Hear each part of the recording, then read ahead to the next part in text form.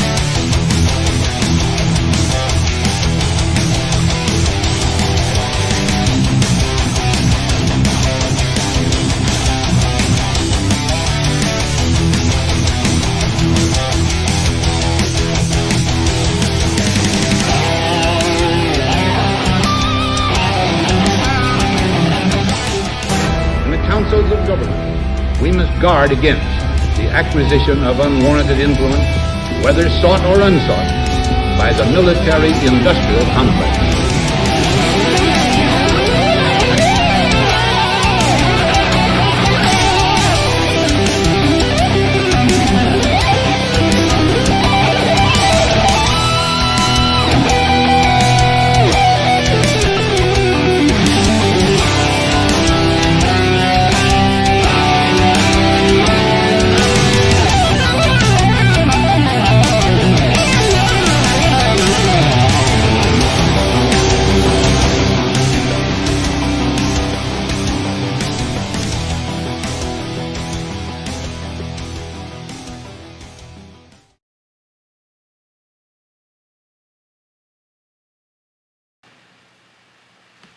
And we're live. Welcome to Anonymous Bites Back. It is July 16th, 2020.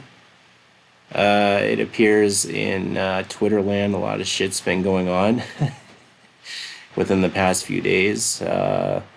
Everything from smear campaigns to a gross negligence hack on top CEO accounts. But one thing I do want to talk about is this smear campaign that's been going around I've been seeing it the past 2 days. I'm not going to get specific on the accounts. I'm not going to get specific at what's going on. I will get specific. I will get into specific about what's going on. I'm just not going to get specific on accounts. But apparently, there's like a smear campaign that has popped up in the last 2 days against Julian Assange supporters, saying that anybody who has a cloverleaf affiliated with their account is anti-LGBTQ, and that it's a pedophile. Yeah. I'm like, holy shit, you know? I'm like, what the fuck? I mean, this is news to me. I mean, I understand that there were some leaks, that happened the day before. It's just very convenient that that a smear campaign would happen at this point. So a lot of the Julian Assange supporters have been putting up clovers on their thing. Even 4chan people have put, the clover leaf on their accounts. Any kid knows that a 4-leaf clover is good luck, and I'm not really seeing the affiliation to the clover gender. I mean, this is the fucking first thing I no, it's not the first thing I've heard. I haven't heard this in years. But No, no. I remember the clover gender thing was a fucking joke. Remember that? It was like a joke, right? Yeah, of course, like a troll, like years and years ago, and they Yeah. and like the people running these smears know this. They know this full well. Like, it seems as an excuse to attack Assange, and it kind of goes together with that whole Assange leaks thing, right? Um, Not saying it's the same people, by the way, but it has like the same timing, and that is strange. Yeah, I really don't see the people who did the leaks to do this. It seems to be done by others. Hmm. But, those who are listening, you might not agree, you might not do this, but if you do think that a person, here's the fucking deal.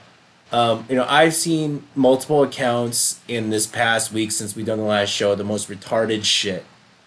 And if you have a question about a person's account, what they're doing, instead of assuming, like I assume that they're doing something, why don't you just fucking ask?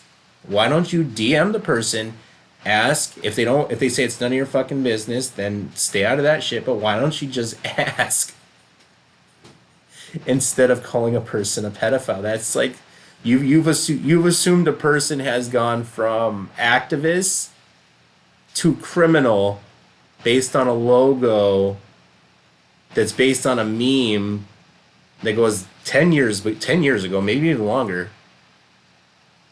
You see how insane it sounds just even saying it. Yeah, and just so people don't get confused, I mean, we did already start a Twitter account, You're on Clovers, where we will explain everything about why we are doing this whole Clover thing. And we'll also launch a website, cloversforassange.com, where we'll also explain it and put up memes for you to use. So uh, we weren't planning any of that to make that so go big, but now we'll just do it. So whoever whoever is smearing Assange supporters, yeah, you're like shooting yourself in the feet because we're just going to increase it now. So yeah. Yeah, this is the most insane smear campaign I have seen in a while, and I know some people who listen to the show. You're like, I don't know who Julian Assange is, or you're like, I really don't support Julian Assange, and I don't support. I mean, like, it doesn't really matter. I mean, if you fit into that boat, you really don't care for him. That's fine. I'm personally not one of those people, but there's a lot bigger, how should I say, implications, that are going on, especially with this case. So what what's going on with him and his case is really not just about him. It also is an attack on journalism and how journalism is done, and that if you do what's known as extreme journalism, which Julian has been doing, which were more of large leaks, that other reporters have done the same thing, but Julian put it in a format where a very very little of it was redacted, and a lot of people in the intelligence community and the military community didn't like what was going on. And I mean, so basically, if you stand up for free speech and journalism and right, and what your governments, what your institutions are actually doing, this is what will happen to you. I mean, this is what the world is saying. I mean, am I wrong here? No, you're entirely right. And I was actually in discussion with a person who was like a really bad Assange hater at first. But then I was discussing with this person and I explained like, okay, but we're talking about your human rights too. I mean, if this journalist can be extradited to the USA, it means you can be extradited too.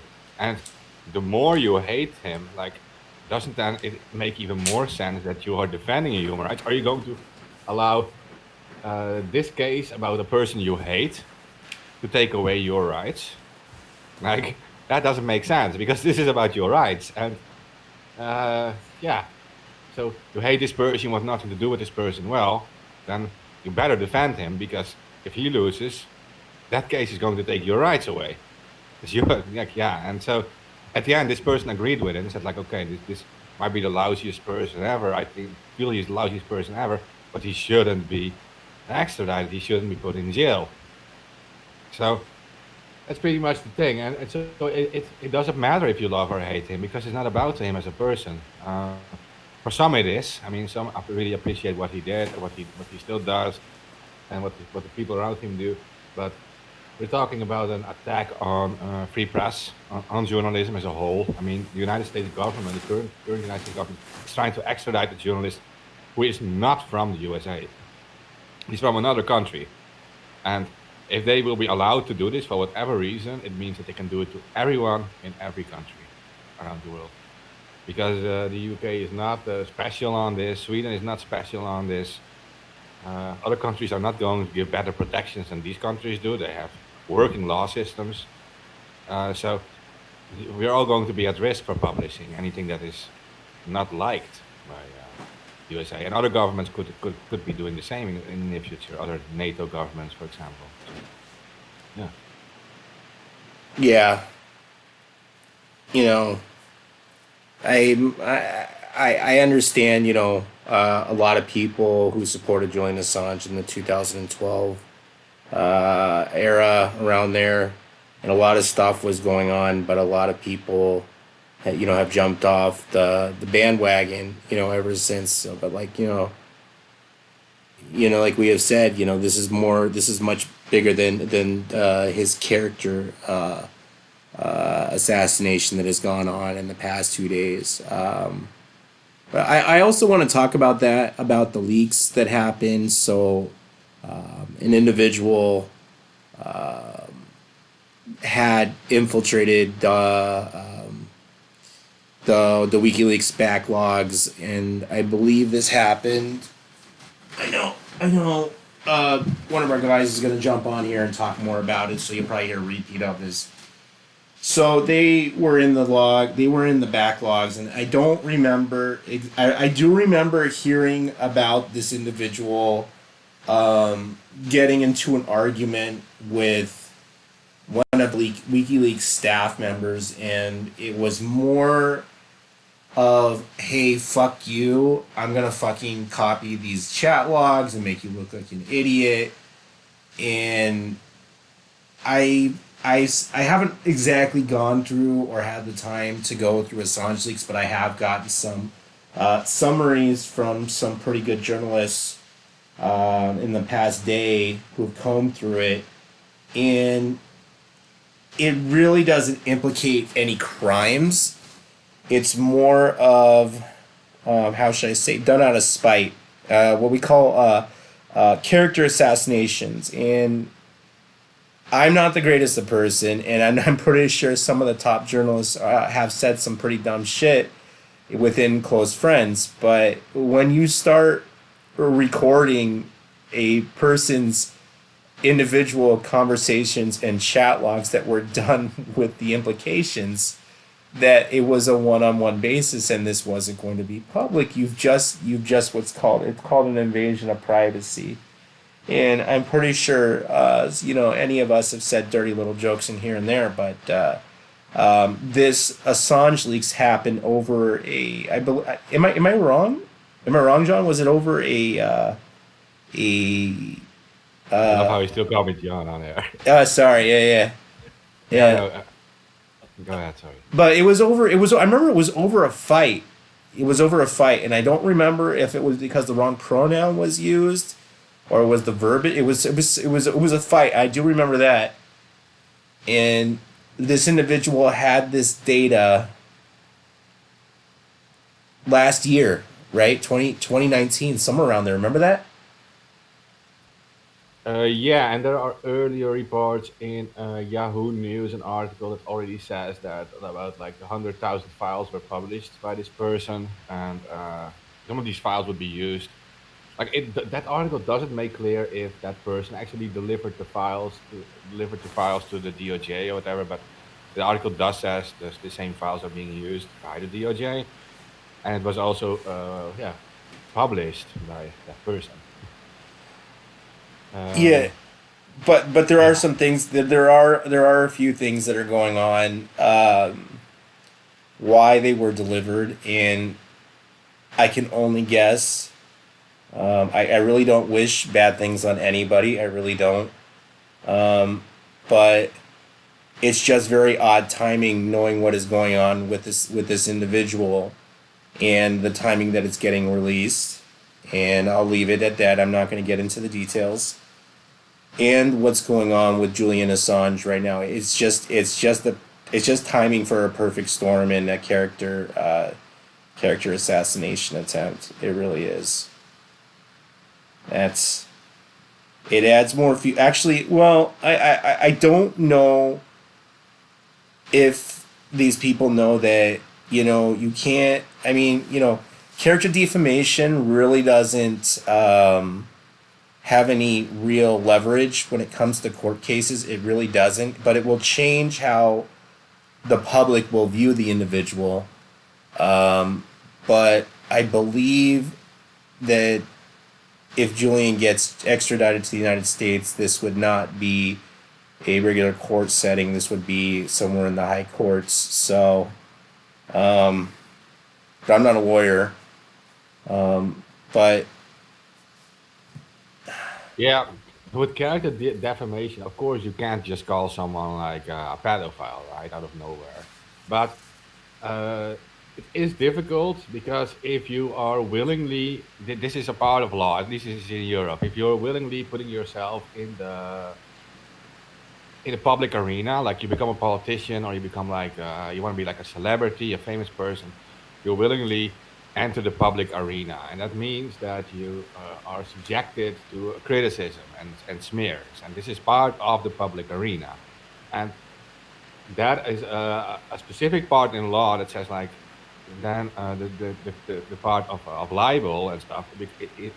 It needs a far higher level of libel to be able to be able to be just in court, like to be used in court. Like this is not possible. Like for people who live in private and who don't want to be like subjected to like a public smears, they choose the private life. They can easily create a case against someone when they get smeared. They can get like they can get money for that, or even like in some cases prison sentences. But for persons who are already in the public, it's a lot harder. I mean, look at people like Donald Trump, for example. He makes the choice to enter the public arena. He wants to be a politician, and you can see the shitload of insults. Now, I'm not going to say some aren't justified, but there is a shitload of smears against him too, and that is because people give their opinion about him, and they think he's doing a bad job or whatever, and they like really hate him, and they say like the worst stuff about him, and he can't really do much about it in law because it falls under like free speech. This is the public arena. So that's the thing, but it is exactly like you're saying. It influences some judges and it influences some lawsuits if they actually read that media, if they read into the news, and it can make it worse for a person of doing it. Yeah, even though it's very hard to prosecute in a legal sense, but yeah. I'm not going to say like Julian chose the private life because he didn't. I can defend him on that and say like no, he shouldn't be smeared like that or whatever. But he did choose the public life. He became the face of WikiLeaks, and that is kind of like why these people think they are allowed to do this. And there's not much that the law can do to protect him against it. Now I'm not saying okay, it's like a real libel, like calling someone a pedophile without evidence, or calling someone a thief or something, or a murderer without evidence. That, of course, isn't allowed. But you're allowed to say about a public person that you think this is you think this is a criminal, whatever he did. Like you think that he influenced the U.S. elections and that he's a bad person. You're allowed to say these things, to be honest. But that's the problem. It's going to cause trouble for him. Hey, you're yeah, allowed to say he is whatever insult you want to give him. Yeah. Yeah.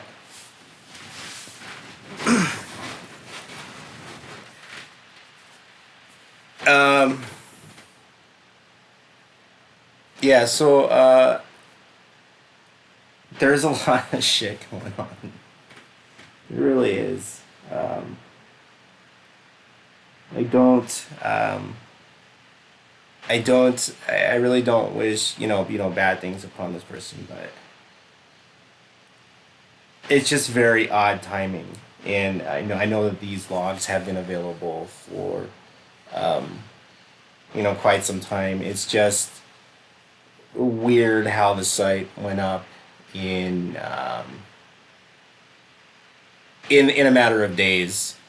While the files have been on for a long time, have been around for a long time. So Yeah, yeah. definitely. But that's weird because it starts almost exactly 2 months before the court case in the UK. It's a very important one, Yeah. and almost like it is almost like I'm not going to say it is, but it's almost like there's some kind of protocol used that you have like a time frame of 2 months, and that they're using this to cause some damage to the case. But Hmm. Um. Yeah. Are What they else? calling? Are they saying that Assange is a pedophile in this group, or is this some like internal squabble? No, no, no, no, no, no, no, no. So they are calling Julian Assange. Anybody who has the clover in their logo on their Twitter handle, they're calling them a pedophile. yeah, Which it, or a hater of which is LGBT. yeah, which is in directly relation to the Clover gender or the Clovers for Assange, or what they're claiming is Clover gender, which was a meme from years ago. So A joke, unfortunately, right? So yeah. maybe I've been using it seriously, but it's just a joke. Like they always do these kind of jokes, unfortunately. So Yeah. yeah, completely unrelated, of course, because a clover is a good luck symbol and just wish good luck to a person. Yeah, Yeah.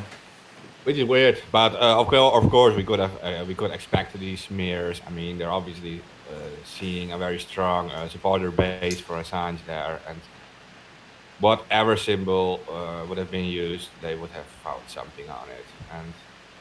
But yeah, don't be demotivated by it.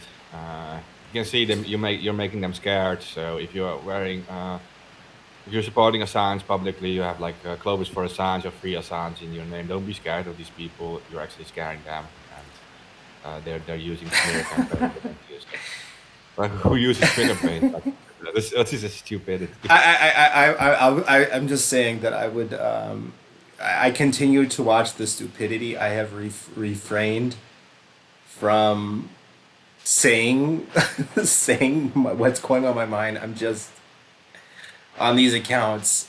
If you are listening to the show, and you're pushing around the Clover gender, you really look stupid.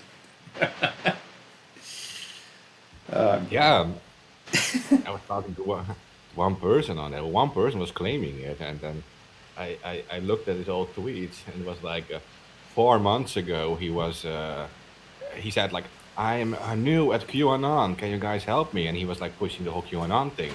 And now it's 4 months later, and he has Black Lives Matter in his name, and he's all like left wing against Trump, and he suddenly also spreads this stuff about Clovers. But like, okay, maybe first think about what you actually want is in your politics and what you actually like for a candidate and stuff, and then worry about other people. Decide first what you actually want with your own life, right? Yeah. But yeah, it's obvious. Like we're just wishing good luck to the journalist. And to be honest, yeah, this Clover for Assange meme, we created this in like one day. So if you really want to smear Clover, we'll just use a different symbol if we need to. But we'll boost this up in one day, and you're not going to change anything. But the thing is, a clover is a good luck symbol. It is an Irish symbol. It's very old. It's been used for for centuries as a good luck symbol in many cultures, and it's an open symbol by Twitter, and it says if you type in good luck or you type in four-leaf clover, you'll find this symbol as an emoji. It's very popular among people. And If you type in 4chan, you'll see it too. well, that sucks. No, that's a good thing too. There are even companies using this symbol to promote their products. So whatever, like it's free to use. No one has a copyright on these symbols. They're not going to say that certain users who use this in support of a journalist are suddenly LGBT haters or even pedophiles. Like, what the hell is up with that? You better come up with some good proof. Seriously. I've seen more of that this week than anything else. That is the most bizarre shit. If you don't agree with me, I'll call you a pedophile. That's the most bizarre shit. Yeah, I said that too. Like, okay, so though I was discussing with the person was even this evening. I said like, no.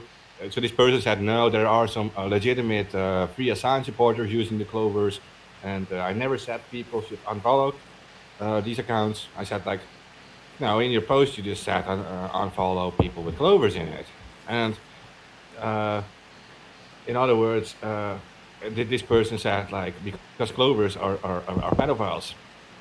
And so I said like, so you no, I said this. So we are using the symbol for Assange, and you and some pedophiles apparently claim it is a pedophile symbol, but it isn't. It is a symbol for Assange, and you and some pedophiles who try to claim this symbol for their own are not going to like copyright this as their symbol. It's not going to happen. Like, even if they want to, they're not going to hijack it from us. We're not going to hijack, let some pedophiles hijack a symbol from us. Like, what the hell is up with that? Well, No, they could just call you a Nazi. It's the same kind of tactic. That's before too. I've seen that too. So I've seen that. I've seen that. Yeah, I've seen that argument with the Antifa crowd. So Yeah, there was some Antifas who were saying we were fascist enablers because we defend free speech for people. So yeah, that's what we also had in the past. Yeah, like saying again, oh yeah, free speech is free speech, and we want like Terrence also said in the past, like we want our Nazis visible, right? So we can actually see who they are and debate them and make them look really stupid, right? We defended the free speech for people, and yeah, there were also some Antifa didn't like that. Others do, by the way, others do from an Antifa crowd, but some Antifa didn't like us. Like, you're fascist enablers, guys. You can't do this. Yeah. It depends on how people react to it, but free speech is a powerful weapon against actual fascism. If you're, or against any oppressive system, free press is a very powerful weapon. So if you are affiliated with Antifa, you're anti-fascist, I would suggest defend free press, defend free speech, because those are really the weapons you have against oppressive regimes, including fascism. So if you allow anyone to take that away, you are losing that fight. And you're not winning that fight by beating a random Nazi on the street. It's not going to change the world. Or somebody you just call a Nazi or a fascist. That's the thing. It's like you just point at somebody who you think is an enemy. You call them a name and then you attack. Yeah, but like look at so many people. We don't see them worried enough about like social media censorship or attacks on free press, like the current U.S. government is doing now with the signs. Attacks on free speech. These are all signs of a rise of an oppressive regime, and these are actually the early warning signs of fascism. If you search for early warning signs of fascism on whatever search engine, look at the picture, you see a list of things, and the Assange case itself, like out of 10 points, it literally hits 7 points, and I would say it's 8 points on that list. But it hits at least 7 points out of 10. So if you're an anti-fascist, I'd be very worried about this case.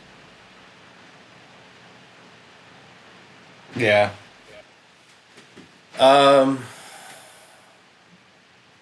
Yeah.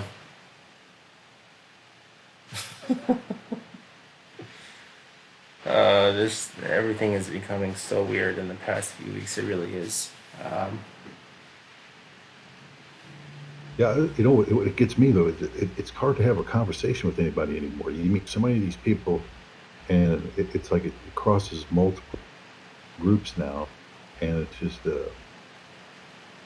have a mantra or a way of does not allow for any communications.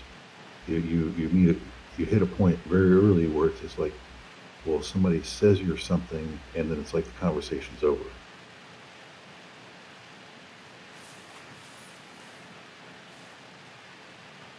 yeah, yeah. No, there was no Polarization dialogue.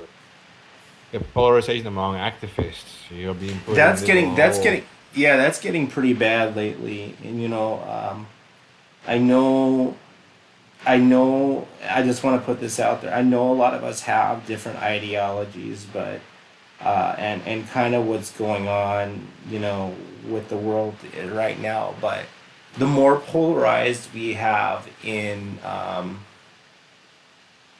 political factions and activists and ideologies, the more we kind of separate ourselves in what's going on. And lately, what I'm seeing in the world is a huge shitstorm.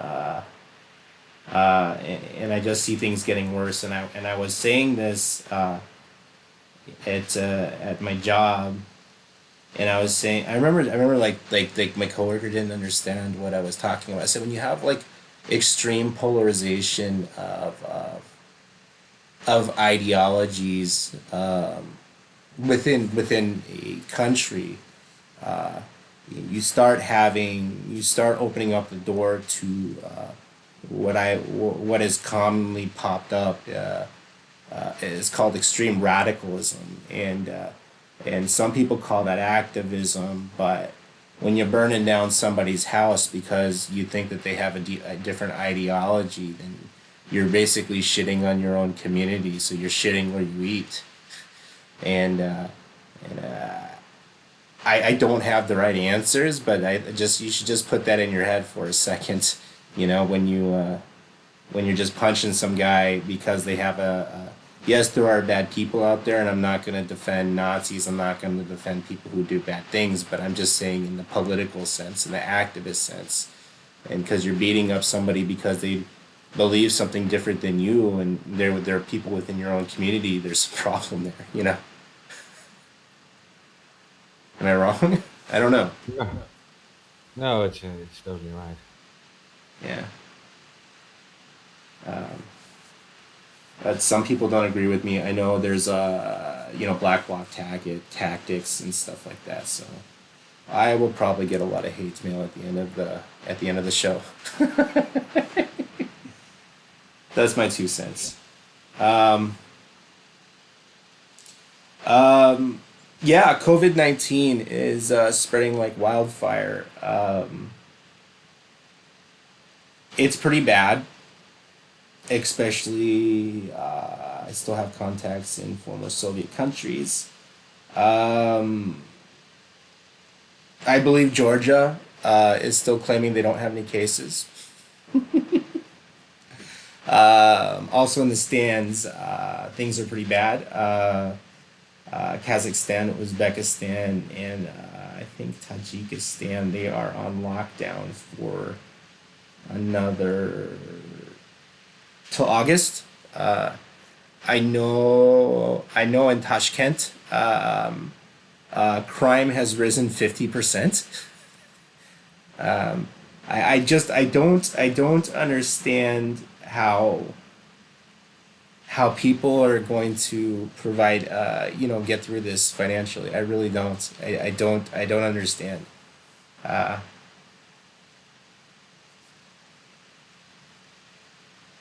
the infection rate has gone up, yes, but when you tell people to wear a mask and do proper distancing, and just be self-aware of what's going on with yourself, people seem just around the world, just in a lot of places, they just can't follow directions. I'm not saying like people should stay home and not be able to go to work. I don't have all the solutions, but if you wear a mask, you can generally keep yourself safe from others around you. I don't know. Florida had a 15,000 cases in one day, and I believe that their state, they still haven't implemented a mask rule. So Yeah, it's weird that in some places in the US they are doing like super Orwellian measures, and in other areas they're taking it up lightly. Now, uh, I don't know what to think of it. Some are saying like, okay, at the end of the year we're expecting like a new wave and all these things. I don't know. I'm not knowledgeable enough about it, but I do know some of the measures they are using are pretty Orwellian. Like giving a year in prison, I heard, for not wearing a mask. Seems a little much, bit too much. Um, if you really believe that that is going to cause a huge health risk, um, I can see you want to scare people into not doing it, but a year prison sentence, like, I'm not sure about that. What do you think about that? I mean, isn't it a little much? You yeah, don't fine people. I don't know. I don't know. I just I don't understand this, and I've seen this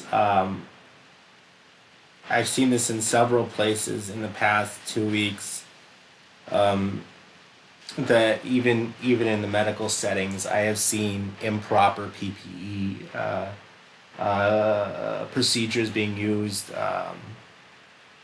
People are not wearing their masks at all times. Not so much out in the streets. It's been an issue, but more along the lines in the business sense. I understand that, especially where I work, we get tested regularly due to my occupation. So that is some laxing in the face mask use, but please just don't be a dipshit. Just wear a mask. I know it looks kind of stupid, but if you really don't, I mean, there's a 3 day incubation period. Sometimes I know they say that there's up to a week to 2 weeks, but really, most people know if they have it within the first 3 days. There are some obvious symptoms that start happening due to changes in the immune response and the increase of white blood cells to attack try to attack the virus. But just use common sense, be safe out there, and wear a mask for fuck's sake. Anywho, you there? Oh, that's Look, oh, the I thought. I think that there's more cases because there's more testing going on, but at the same time, deaths are dropping, and Yes, the overall yes. survival rate is increasing. So I was talking to somebody who was a virologist, and they were saying that America didn't exactly get the deadly strain, which was the R or the S. I don't remember exactly what they said. They said a lot of shit. But what they were saying is that probably they don't know, they couldn't state facts, but they said probably what has gone on is this virus has mutated a lot to the point where it wasn't as deadly as it was before. They're not they stated, they were also telling me that it might not be what did they say?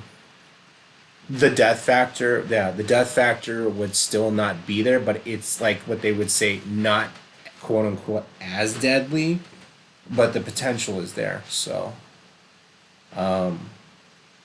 whether that's a good thing or a bad thing, it is what it is.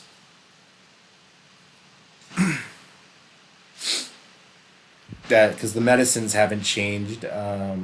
We've had access more to the respirators, but from what I know from some people I know that work in the medical community, it hasn't always been necessary to put them on the ventilators.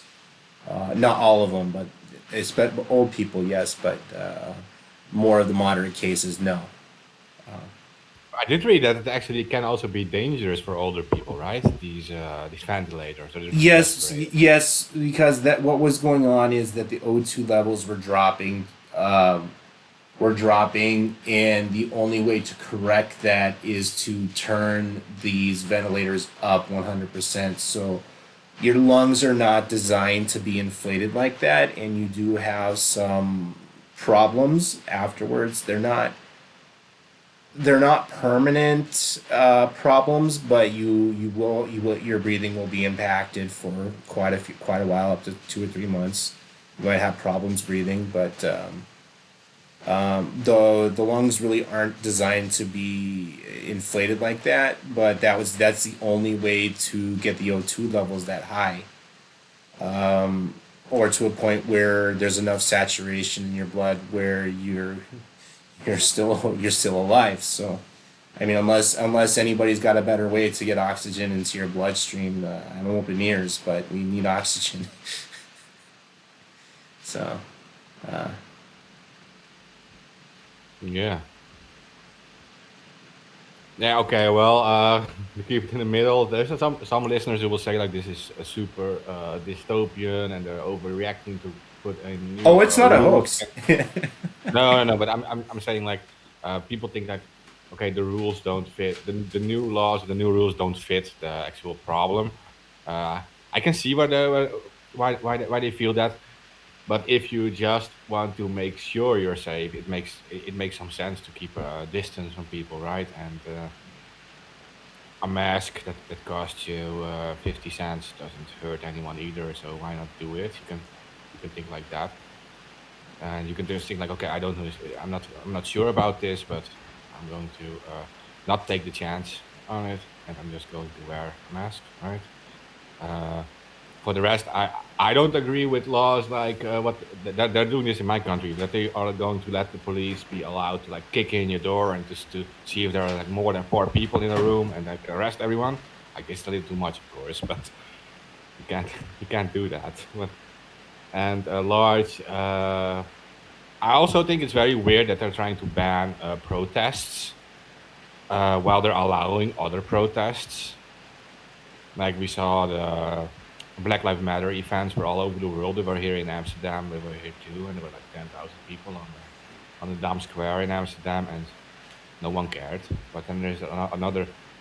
I mean, like the government didn't care. There was a protest, and then there's other protests about other subjects, and they're saying no, this is banned because there is a COVID risk, right? So I'm not entirely convinced about that part, but say like allow all the protests, but keep them tell these people to keep a mask on, like, something like that. It's either way. Like either you're going to disallow everything and you say like to everyone like stay at home, or you're going to allow it and you just say like okay, but put your mask on. Then yeah, that to be clear to people. I think.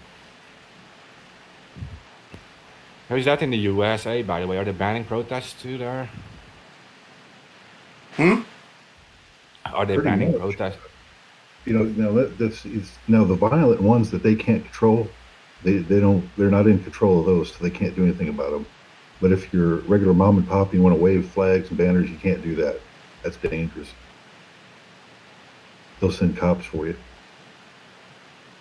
But if you're if you're more violent and you burn stuff down and they back off, your protest has a chance. Yeah. Those seem to be the new rules.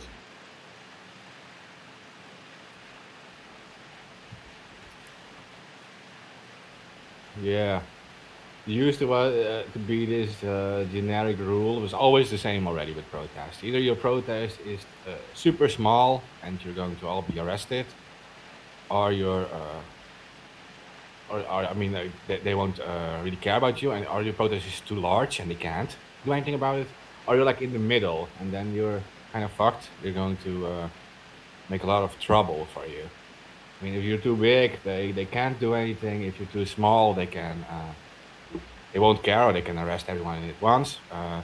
But if you're in the middle, you're always having problems. You will always face police resistance, and they're always going to throw up these these things against you. So there is like a problem with that. Like a one-man protest is always allowed. With 10 people, you can already be in trouble. If you're too big, they can never do anything, right? I mean, who's going to stop these BLM protests? Like hundred thousands of people. Someone said there were 26 million people around the U.S. protesting at once. And then the army is going to stop that. Yeah.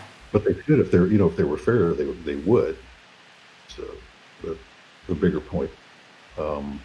Problem, see how if everybody remembers, this all started. You were going to give them 2 weeks, flatten the curve. That was way back in January. And look what this has turned into. That's why you never give the government any control more than they're supposed to have, because they always do this. Now all of a sudden they have control of your life. They can throw you in jail, give you tickets, all these guidelines, blah blah blah. And it's never going to end now. You made the first mistake of letting them get into your life. Yeah.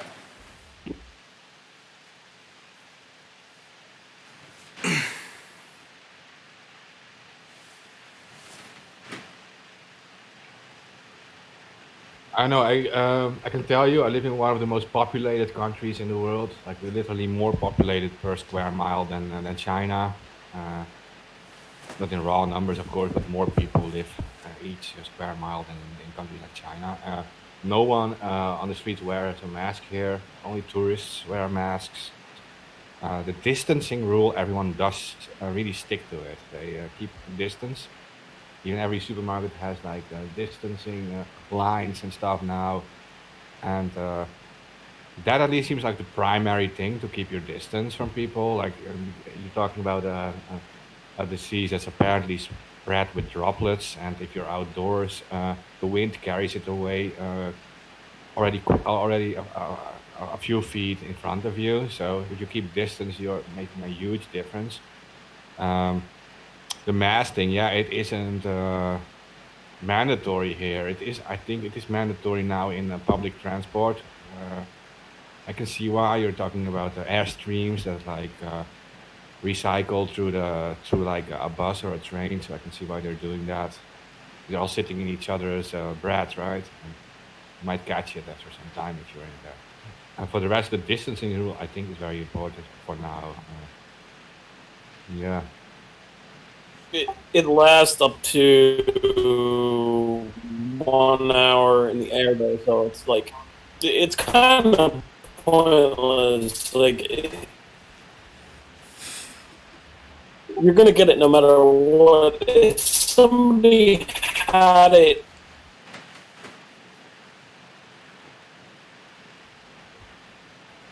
Was it on my end that the connection was so bad, or?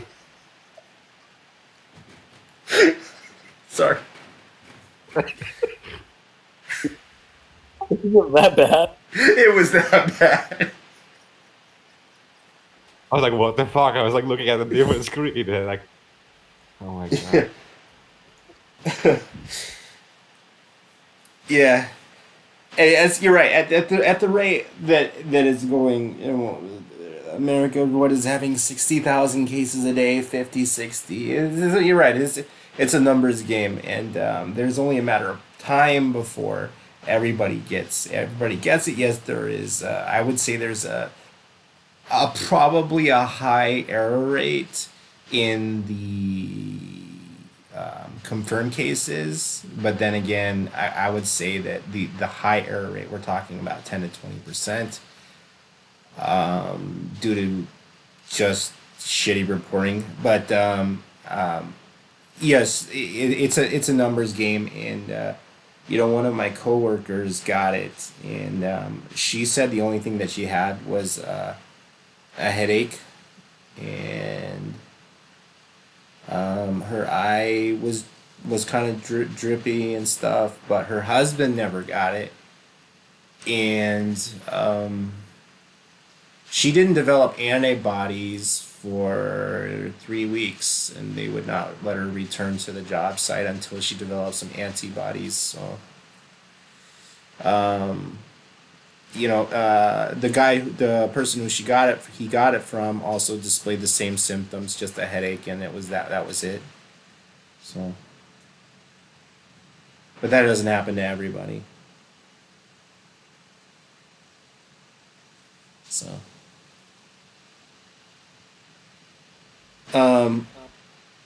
I know that they're calling this the second wave. I really don't think the first wave really stopped.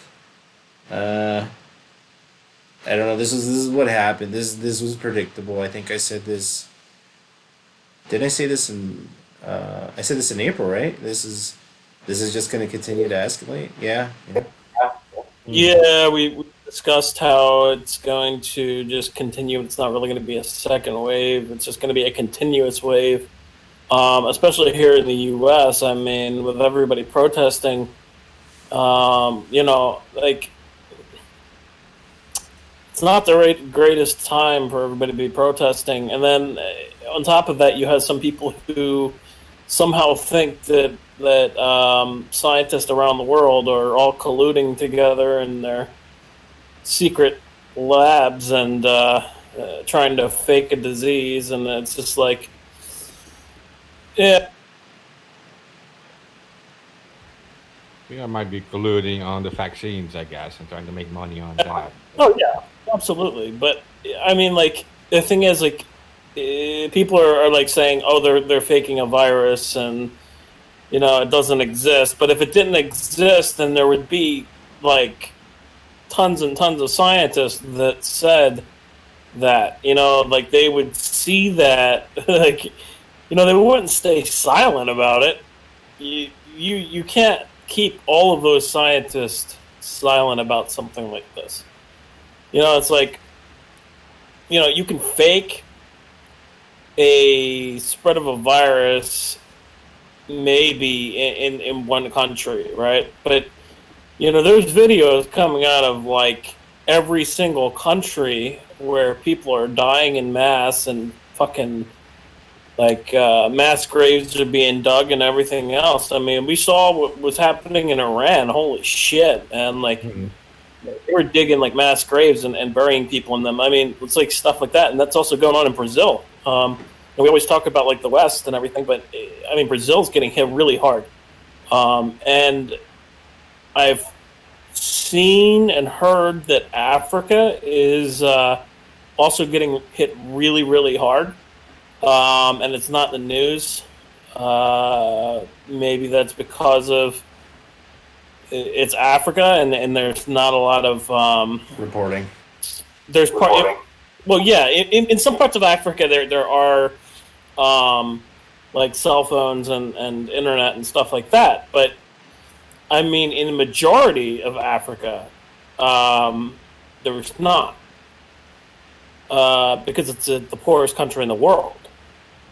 So, like, all that stuff going on in Africa, that's really bad for them, on top of the locust. So, I mean, that sucks for them. Oh, yeah, the ones that hit Kenya, yeah, and the majority of West Africa. That was pretty bad. Yeah. Well, now there's locusts in Brazil, and there's also that there was reported locusts in parts of China spreading from the Middle East. I don't know about the ones in Brazil. I don't know where the hell they came from, but the ones in China, they obviously came from the Middle East. So I mean, it's spreading. It's the locusts are really bad. They're eating, like, tons of crops and just farming,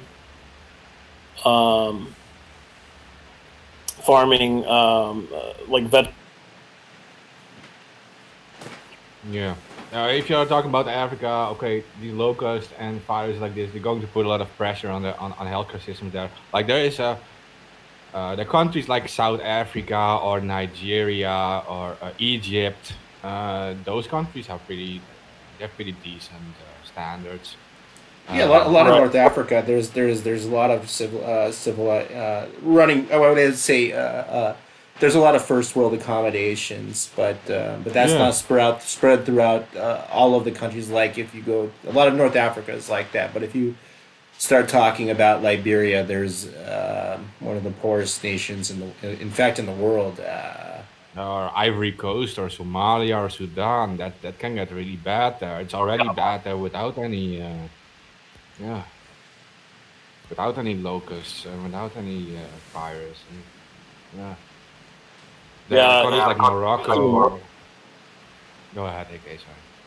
No. Go ahead. Go ahead. I just wanted to say it's even worse. I was just adding to what you're saying. I'm gonna grab headphones though, so you can't hear echo back. So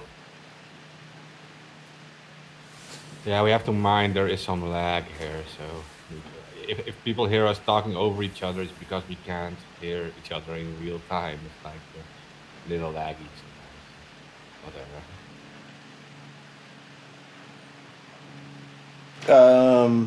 Should I talk about number 3? Yeah, just go ahead. Yeah. There's a lot of stuff. So last 2 weeks ago, DDoS Secrets had released. Was it 2 weeks ago, or was it? Yeah, about 2 weeks ago. DDoS Secrets released. BlueLeaks was 269 gigabytes of leaked data from over 190 different police districts. Were released. That server was rated last week. I'm not going to get into the specifics of that. There's a lot of stuff going on that's attached to that, so I guess we'll just go on to the next one. So I saw this. Go ahead. No, I just want to quickly say one thing. So the Cyber Guerrilla servers got rated earlier in Germany. We're hosting Germany, and it was kind of interesting to see that the BlueLeaks are hosting their servers in Germany too. Well, being aware of the situation with Cyber Guerrilla, and I know the domain name and some front end server was in Iceland, but it was interesting that they put their backend in Germany, just real quick. Yeah. Kind of expect this. Yeah. Go on, sorry. And there are safer places in the world to put your server, but Germany is just not one of them. So Now it's quality over say like freedom, I guess. yeah, It's a good quality server. They have good internet connection, so there's something to say for that. But,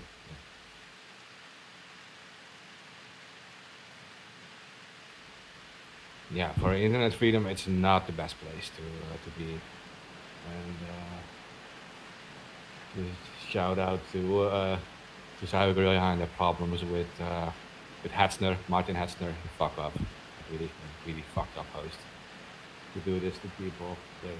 Cyber Guerrilla did nothing wrong, just publish, and Hetzner fucked him over. So yeah. shout out.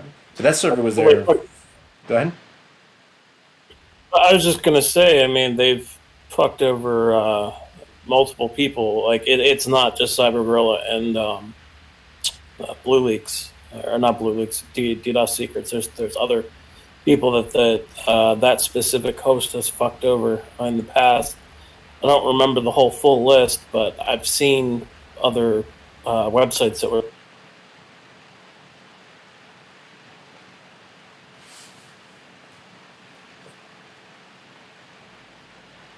I lost you there, okay? Yeah. Yeah. Yeah, no, I know Hetzner a bit, and they usually, if someone files a complaint, you're easily. They always choose the side of the people who complain, and that's unfair, I think. Because some hosts do this, like. You also have a thing called like. Okay, so you're having a website, and they think like something copyrighted is on it, and some people complain about it. The host or the hosting company needs to decide like where to put their support, and it needs to be in the middle. I think like there are some companies who like instantly, if someone files a copyright complaint, they're going to instantly hand over your personal information to the people who complain. and they like literally they send all your information to them and say like, yeah, you want to start a lawsuit? Oh, here's the person to start a lawsuit against them, and we're the host and we're not responsible, so just attack this person, right? But there's also to say for like, you have to keep it in the middle, because you're at that point you're sitting on the chair of judge. Because what if this is not copyrighted material? You just violated huge privacy laws in Germany. You gave up the private information of one of your customers who trusts you with this information to an outside party, and this should not be possible either. You have to first decide if something that happened is actually not allowed by law, or what does infringe on copyrights. And the Germans don't. They make a big mistake with that. Even though the German privacy laws are pretty strong in general, these companies don't seem to abide by it. Like they just hand over your private information to people. Like, okay, the police investigation may be something else, but I've seen it with copyright issues too. And there's a big shout out to Netzpolitik, which is an activist group in Germany defending against this. But it's becoming worse in the hosting provider world, and customers are not being treated fairly anymore. Companies need to be neutral and first decide if something is not allowed, and then act against your customer, because you can't do this. Like, you're literally handing over people's information that they entrusted you with, and yeah, this is becoming a very big problem in Germany.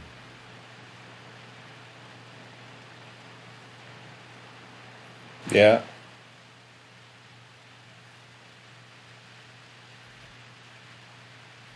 The DDoS secrets thing. I mean, what should we say about it? Got raided, I guess, right? Or someone was arrested too, I think. I'm not sure. Let me check.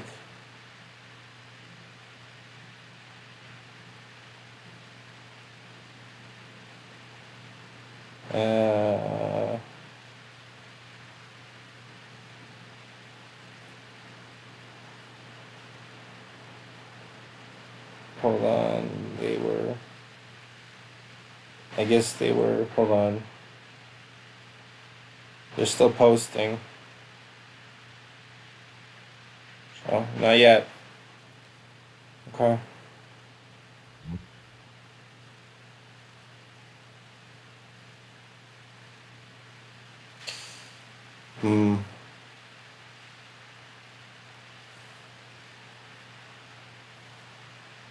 I guess we'll talk about that at a later date when it's a little safer. Yeah. Yeah.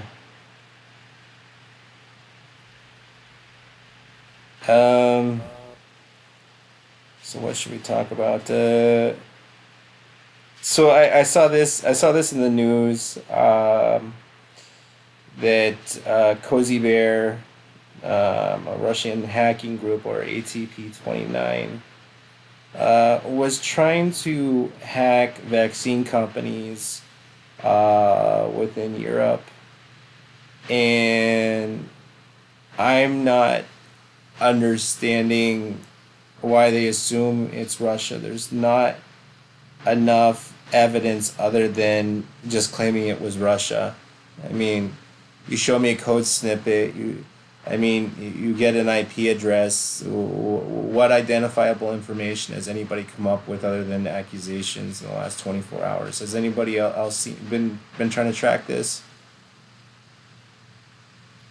Yeah, it's a fair question again, and the also like the big mistake, like to think that the IP you find in your logs is always the endpoint. Like every person in the world can rent a server in Russia, so you won't know anything.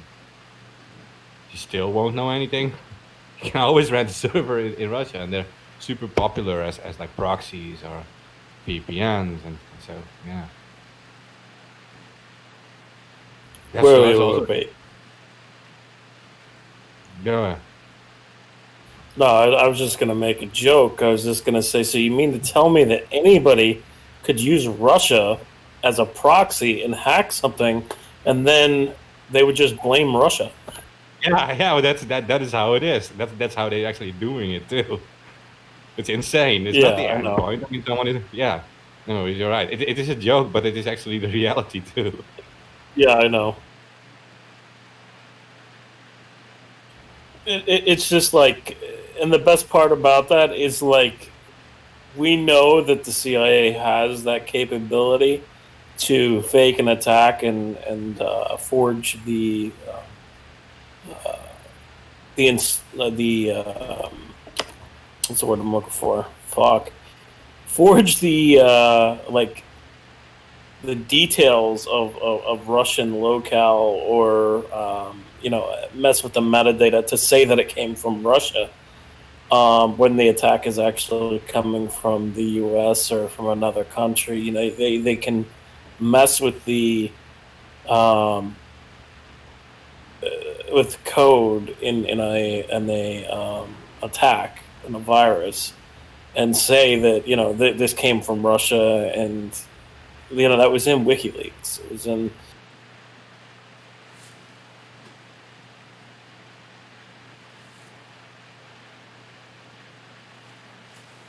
Yeah.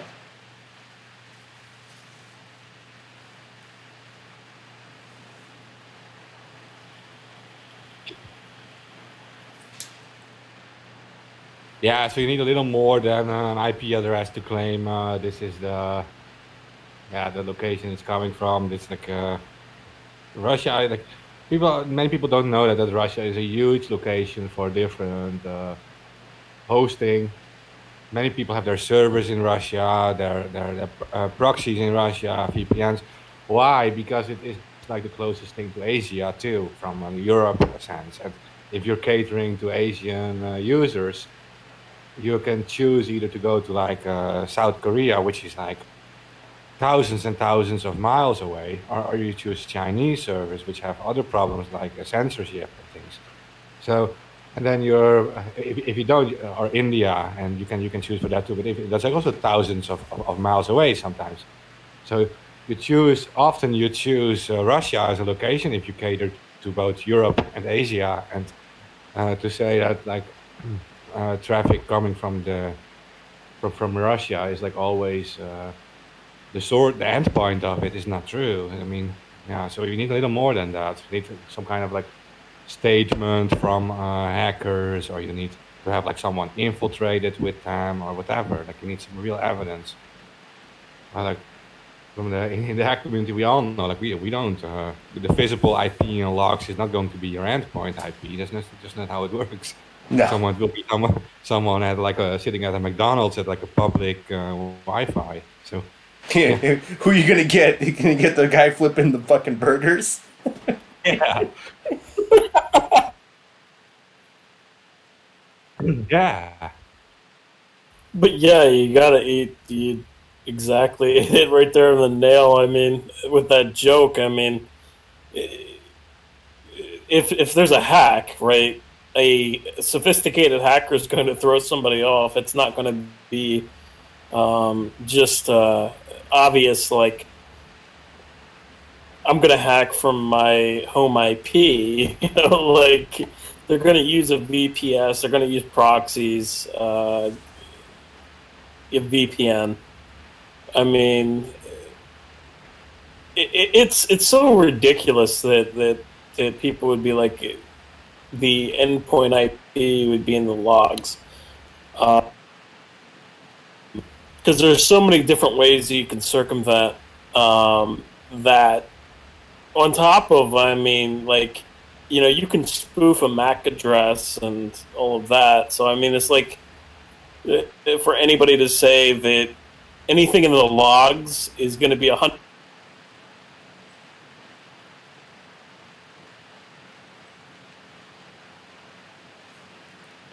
Yeah. So, yeah. Basically, what's going on is these are mass accusations, and I'm waiting for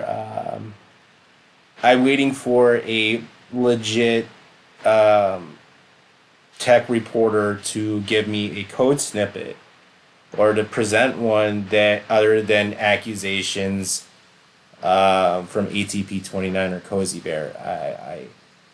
I'm not saying that it's not happening. I'm just saying that it just seems the articles don't have enough relevancy to present it. And I understand that there might be some what do you call it? They might the reporters might be holding back a little bit, but I'm not seeing it. It was just like before when they were talking about the Hillary hack or the Hillary email hacks. They were saying that it was Russia, Russia, Russia, Russia, Russia, Russia. When later to find out that it was some guy with a USB. So.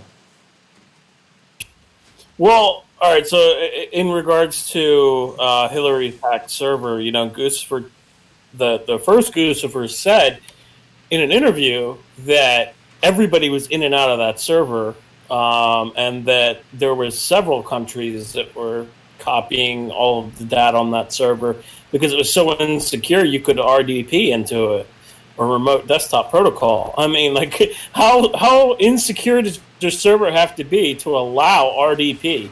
Like, that's insanity for a government level employee. That's just stupidity and negligence.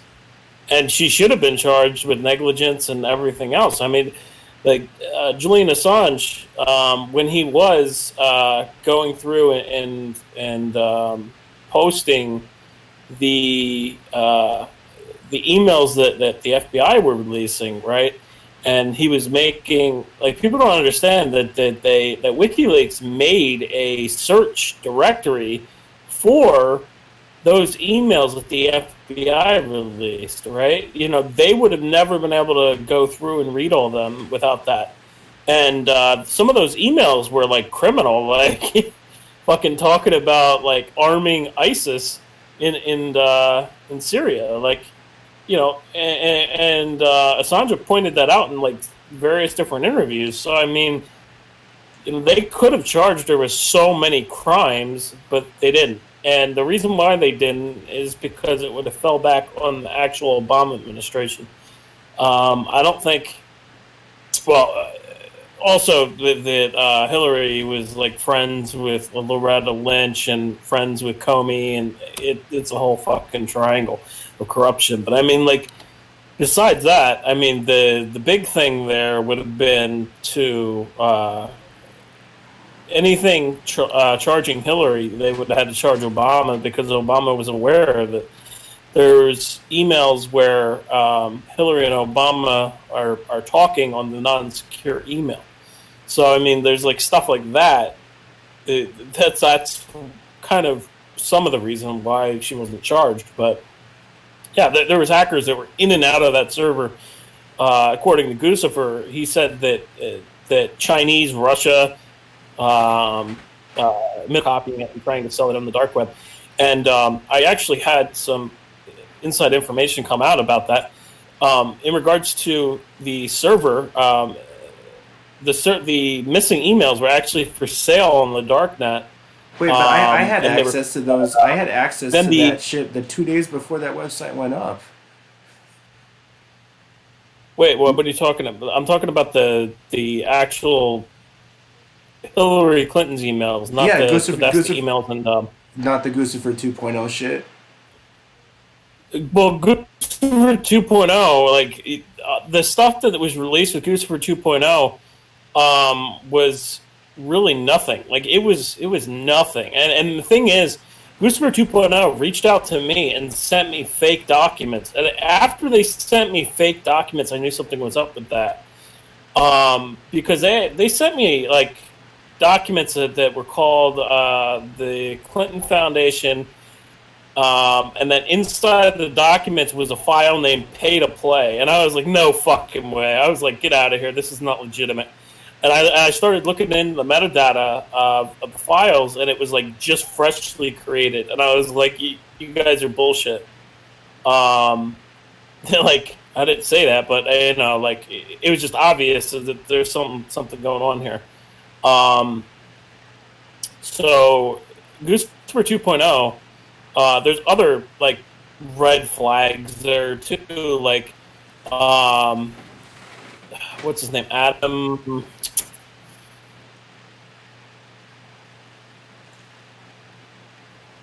Adam Carter. Okay, Adam Carter with integrity. I couldn't remember his fucking name off the top of my head. He did analysis of the documents that Guccifer 2.0 leaked publicly, the public documents, and he found that there was inserted Russian locale language, which doesn't make sense if it was actually Russian hackers, right? Why would they insert Russian locale language into the documents? It doesn't make sense. Well, Yeah, that makes absolutely no sense. Steal the Not documents, or steal the documents in English. Yeah. it makes no sense to me, even as well, I know Russian, but it actually makes no sense. So Well, yeah, it makes no sense from somebody who like knows hacking and stuff like that. Like if you were going to hack into a server, you would take the original documents. It wouldn't have fingerprints of Russian locale. Like that's obvious that that's the setup. Like, come on. And the thing is, like, Guccifer 2.0 is trying to talk to WikiLeaks and try to conflate itself with WikiLeaks, and the leaks were actually different. They were separate. Everybody tries saying that Guccifer gave WikiLeaks the documents. No. That's not true. I won't go into how I know that, but anyway, like the thing is, like WikiLeaks had DNC documents and they had DCCC documents, right? And the thing is, Guccifer tried to conflate itself into those leaks, and by doing that, they set it up for saying, okay, it was Russia, because guess what? They set up the whole Russian locale language in the documents they released publicly. And I really believe Guccifer 2.0 was a insider op. Like, it had to have been. It was like a cover op to kind of like cover the blowback. Yeah.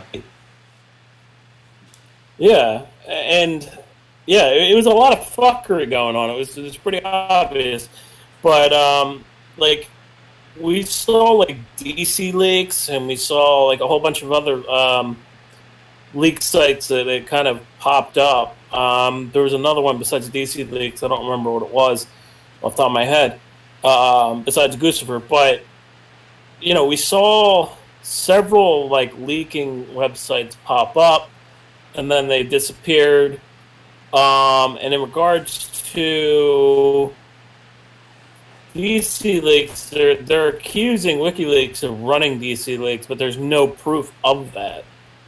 And whoever DC leaks was had a different motive, because they were publishing like schedules of presidents and schedules of Hillary and everything else. So, maybe that might have been Russia, but the WikiLeaks leaks, that wasn't Russia. WikiLeaks had voicemail messages that they released from the DNC. Like any hacker knows that it's extremely hard to hack a switchboard. Unless you're physically there.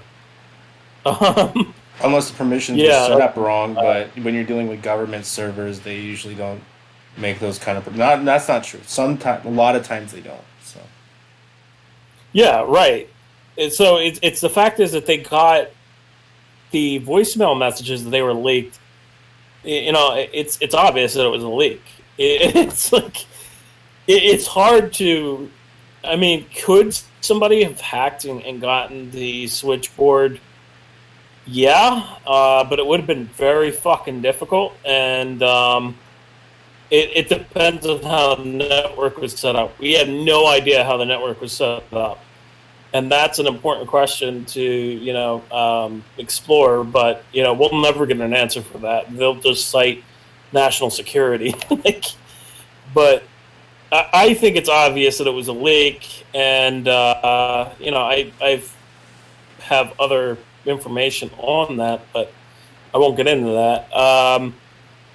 That whole entire situation. Yeah. Well, when you mentioned Guccifer 2.0 trying to conflate with other leaks, and you say like it could have been like an inside job, right? U.S. intelligence job, because they're trying to like Yeah. blame Russia. I immediately had to think about this is just automatic. Like I immediately had to think about the HB Gary and Palantir emails saying that they wanted to inject like leaks into WikiLeaks, right, to discredit them. Yeah. This immediately came across my mind. I don't know if it's related, but I immediately had to think about it because this is what U.S. intelligence companies planned years and years ago. They wanted to discredit WikiLeaks by injecting their own documents, either proven false documents or just documents that could be used against WikiLeaks. And then when you read about something like that, it could very well be planned by such companies trying to harm. You can put them in a position of affiliating with Russian intelligence or whatever. And about DC leaks, it's been mentioned that it was from a Fancy Bear, right, in Russia, like a Russian front up. We don't know about that. It could have very well have been, but it is so far unrelated to WikiLeaks. It had their own website, made their own leaks, like from NATO generals' emails, and not just from Democrats, to be honest. Also, like a few hundred emails from John McCain, I think, back then. All kinds of stuff. Yeah. So there was something going on there. I don't know exactly what country that was, or if that was WikiLeaks. I have no idea, but there was something going on there. It was a very strange website, and after the election, it was down. It was gone. Immediately deleted. Yeah. Yeah, exactly. So okay. So that could very well have been that, but it shouldn't be confused with WikiLeaks, even though the name is a bit similar. I mean, WikiLeaks has always been open about what they're publishing, and they're using WikiLeaks to do it. They're not using another site to do it. And WikiLeaks has because there's obviously like a lot of cloud, like it's very public, WikiLeaks, and the big reach if you want to publish something would be on WikiLeaks. Well, the thing is that a lot of people point to is that WikiLeaks was promoting DC leaks, and I don't know why they would promote it unless they knew, what was going on with it. But the same argument can be made for the brief promotion of Guccifer 2.0. But besides that, they stopped promoting Guccifer 2.0 when they kind of suspected something. There's a thing about some of the leaked emails that aren't emails, direct messages that have come out. And there's direct messages with Guccifer 2.0 and WikiLeaks, and those messages, it kind of shows that they were. So I don't know, I don't know what was released from Guccifer 2.0, if anything. But the messages are very interesting to read, and it shows that they were skeptical about Guccifer 2.0. I think it was Assange who was talking to him anyway. But, them promoting. Interesting situation. Yeah, but you mentioned like them promoting like DC leaks. They've never been shy to credit sources for leaks if these sources wanted to be known. I mean, they also promoted Unicorn Riot, for example. That's true. Unicorn Riot had some leaks too, and WikiLeaks posted them on the WikiLeaks website and published it and credited Unicorn Riot with it. I mean, these people wanted to be known as the source, so they're mentioned as the source. So I'm not very surprised by that. I mean, they want to be public with it. It makes sense, like for a journalist entity to credit some other leak site for certain leaks. Yeah, that's true. That's very true too. The thing is like, it's a mystery what was going on with DC leaks. Nobody knows what was going on with DC leaks. There's no information that we can go off of because it vanished like right away. And the fact is, like, they were targeting like NATO generals and stuff like that on the website. So stuff like that, I would kind of point to a foreign country. I would point to a foreign country like that. I don't know, like if it's like a series of crazy fucking events that was going on in 2016 where there was an actual like hack, but it wasn't the DNC emails, and I highly doubt it was Podesta emails. I mean, his password was fucking P@SS word 1. I mean, come on. Like, who the fuck uses a password like that, especially in government? Oh, P at word, yeah, P at S, yeah. Who the hell does that? Yeah, for real. And the thing is, like, some of the Podesta emails, it makes me suspicious because he was heavily involved in the whole UFO disclosure narrative, but he doesn't have a lot of emails with UFOs discussing UFOs in his Gmail. So I think he had another email. That's kind of just my take on it, because he was discussing with Tom DeLonge and other people about UFO disclosure, but besides that, there's only like a few different emails with that in it. Unless, here's the big one, unless in the insurance file that WikiLeaks has, there's more emails that point in that direction. And that would be, that could be potentially epic, but I don't know why that on Gmail, it's such an interesting story, because it just shows like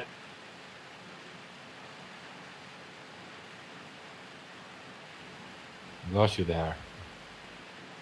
Is it my answer? No, I finished saying what I was saying. I just said it shows intelligence failure after intelligence failure in 2016. Okay, yeah, that last part I was cut off for some reason. Oh, yeah. Okay.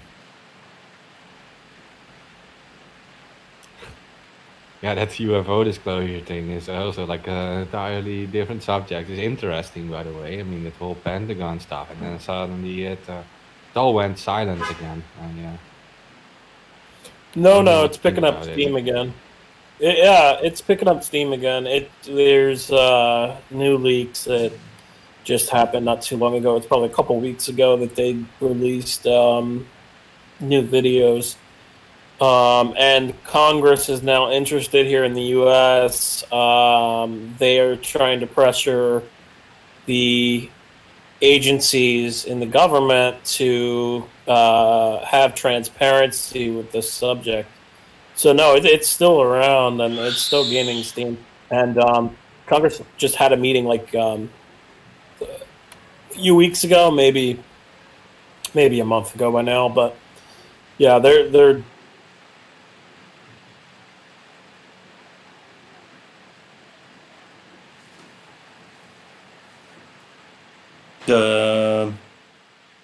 You there?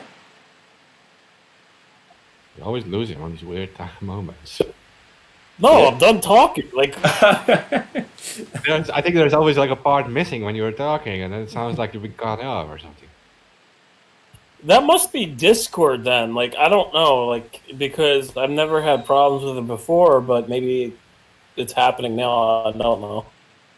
At least it doesn't give you the full-time slow motion anymore. Because, I don't know. Well, didn't it do that earlier? Because you guys were like laughing about it. Yeah. Yeah.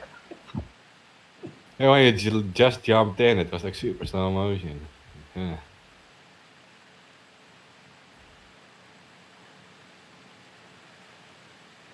It's got to be the codecs that they're using, or code, or something. Like, I don't fucking know. Like, it's something recent, because I never had the problem before.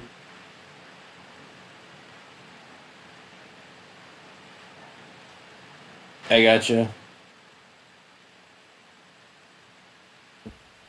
So, what other subjects do we have here? Uh, And we didn't even cover the Twitter hack yet. oh yeah, the Twitter hack. That was hilarious. You want to get into it, AK?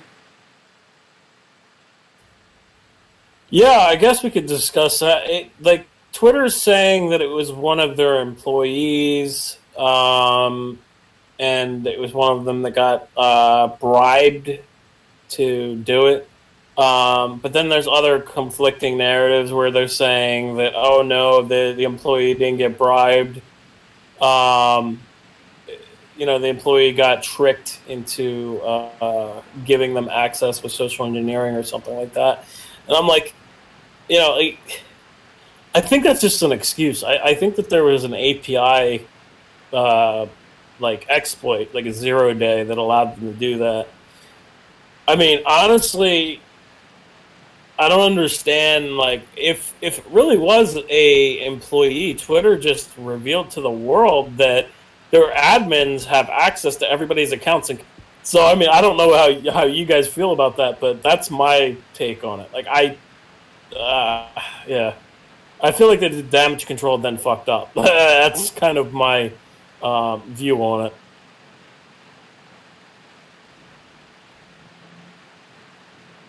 Yeah.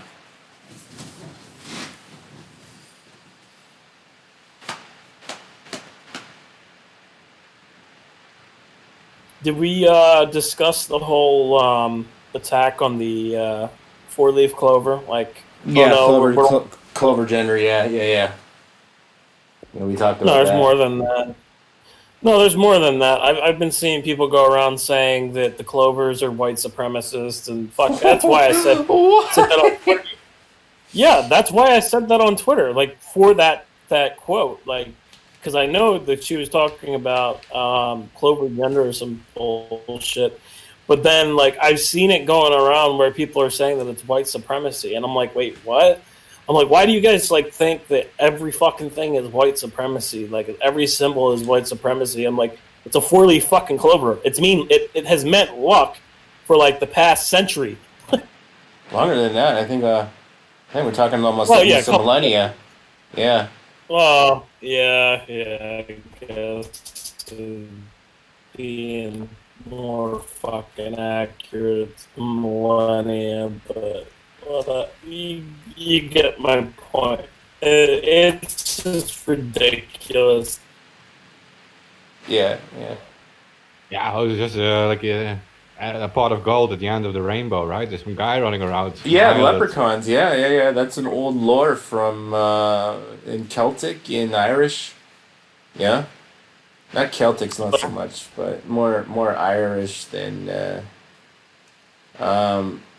Yeah, it was commonly believed that if you found a four-leaf clover, it was good luck because most of the time it comes in threes, and it's rare to find a four. So, and that's. Are you sure you're not going to find a white supremacist or pedophile at the end of the rainbow? I don't know. Yeah. I guess in 2020 things have changed. Well, look, it did 4-leaf clovers in the 19th century. At night, certain like sorcerers would like witches would collect it, so that they mixed it with ingredients and to make like good luck potions and stuff.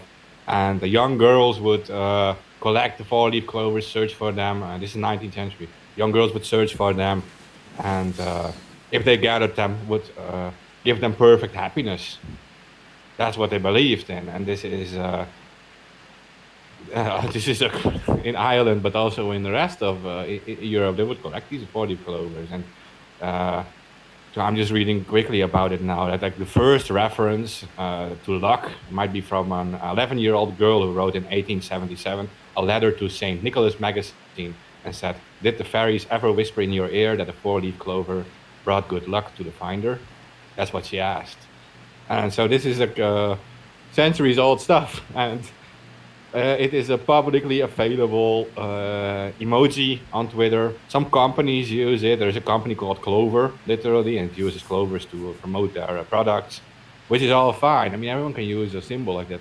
We just started to give like good luck to Julian Assange, and we all know he actually needs it. He's facing extradition, possibly in jail for 175 years. Can people even imagine what's happening?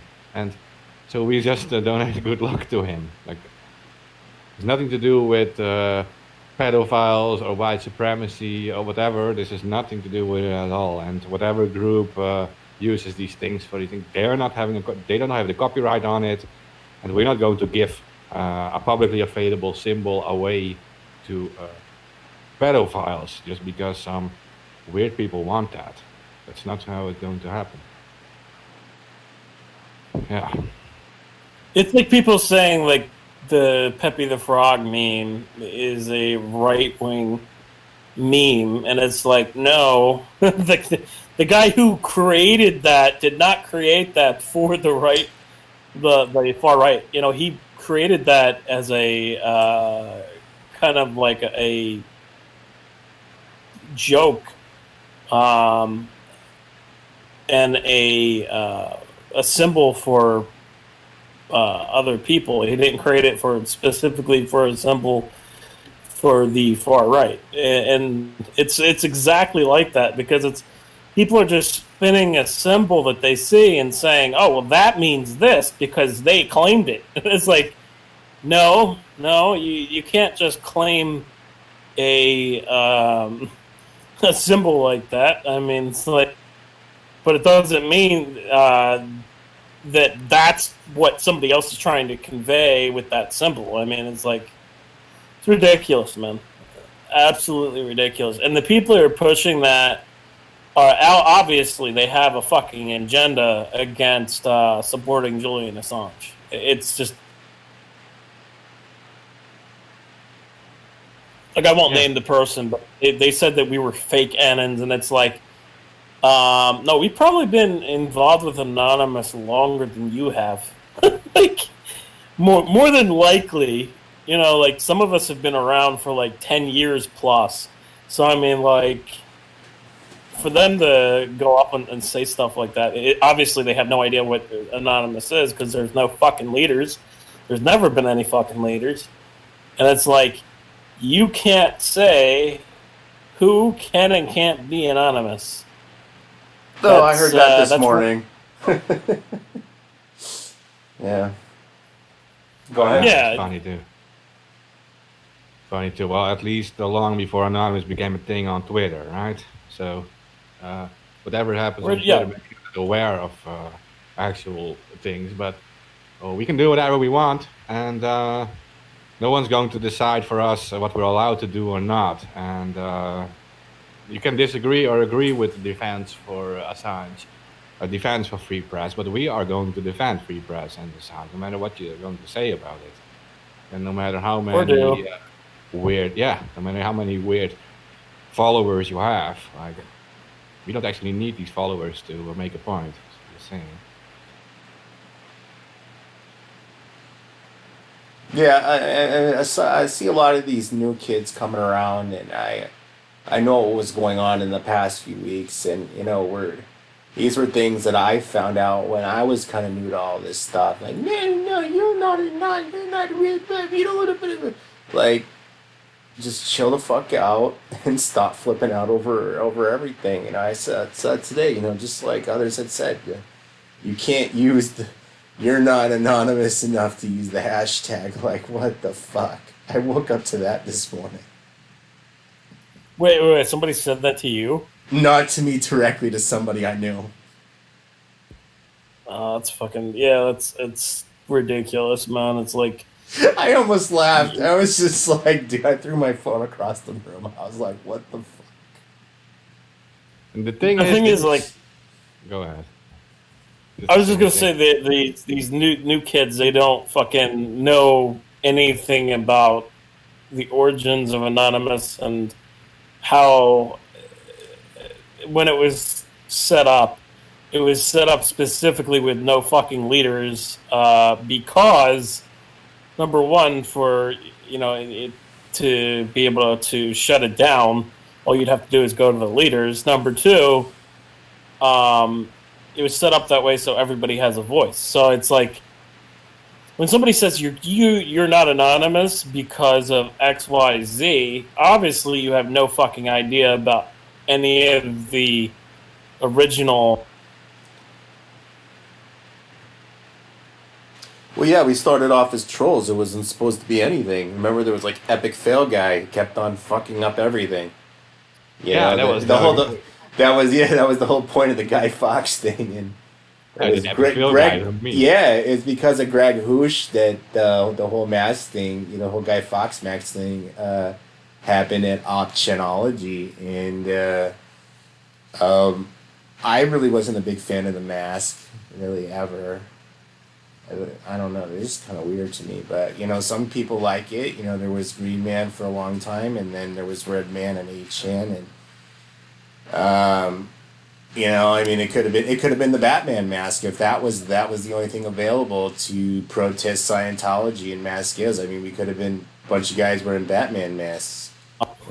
Yeah. You know what I mean? It literally was like a split. That's what Greg told me. It was a split decision. He said, you know, we're having protests. We don't want anybody to be videotaped because Scientology has a history of harassing people who go after them, and they basically said like, what mask can we get that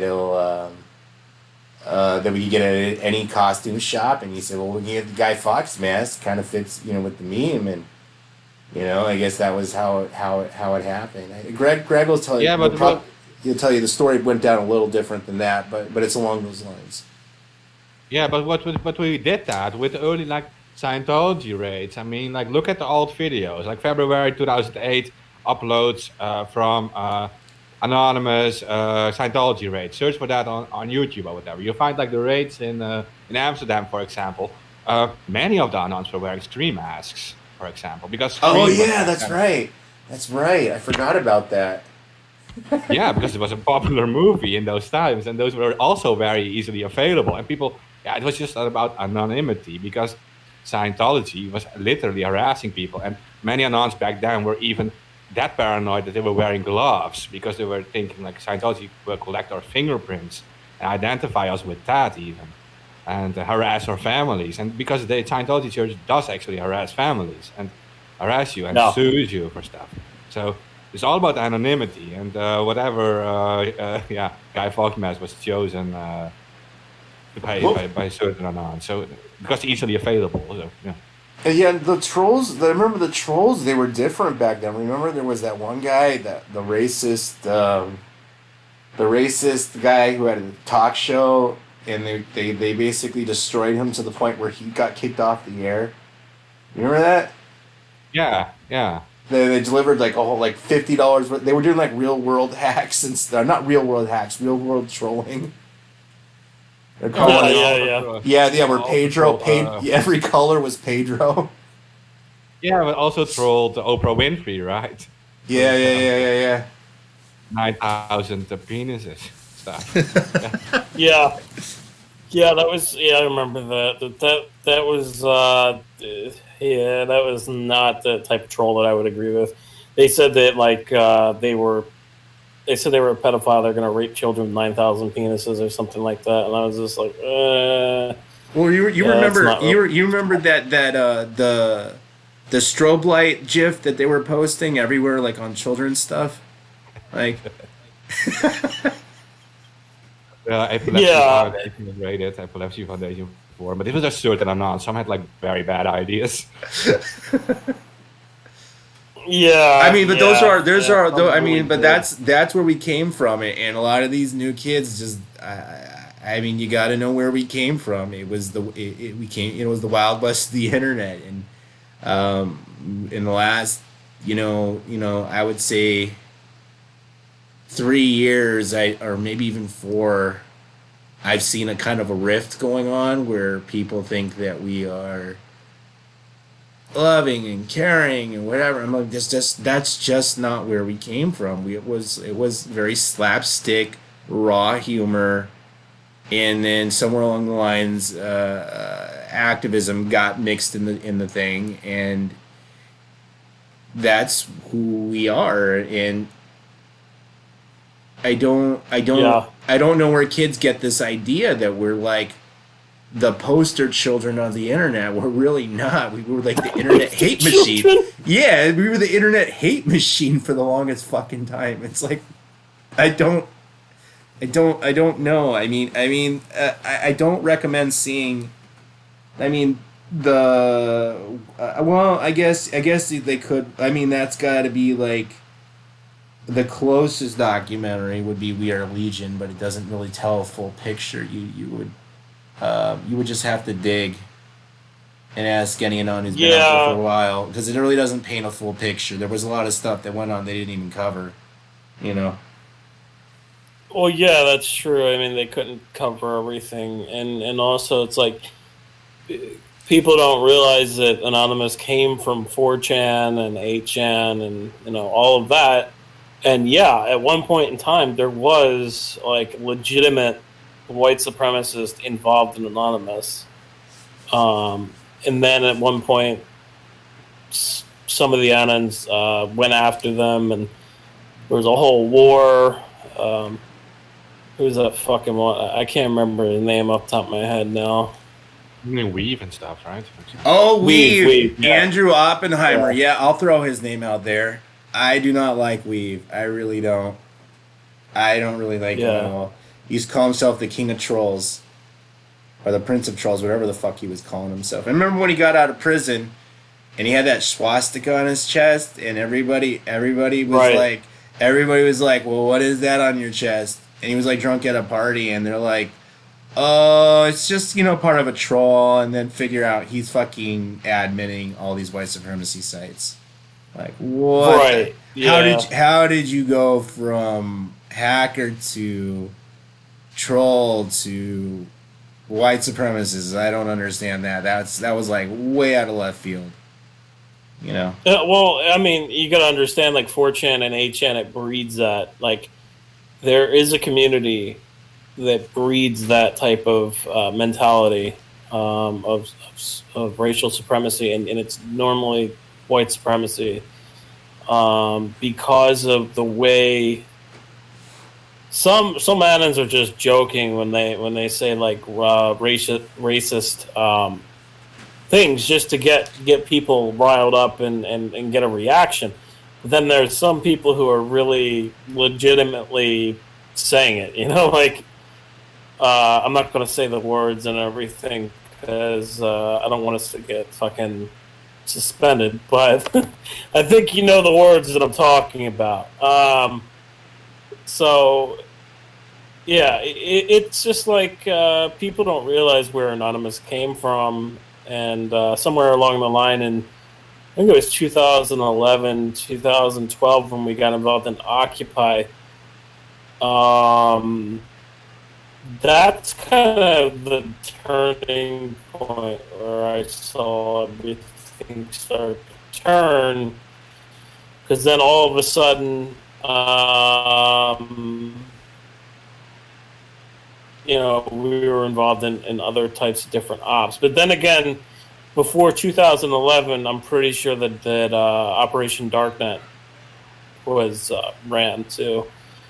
And before, obviously it was Chinology. So, I mean, things kind of might have shifted before Occupy, but I kind of think it was where we really took the whole shift away from the internet hate machine and more towards kind of like being viewed as the quote-unquote internet heroes for some people.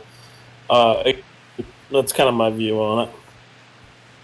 Yeah, but also it just confirms again that Anonymous is not a group, right? And there are like all kinds of different opinions among Anonymous, and some are more like towards the whole free speech thing, and they want to be as savage as possible, so they post illegal symbols, they do crazy stuff, hate machine behavior.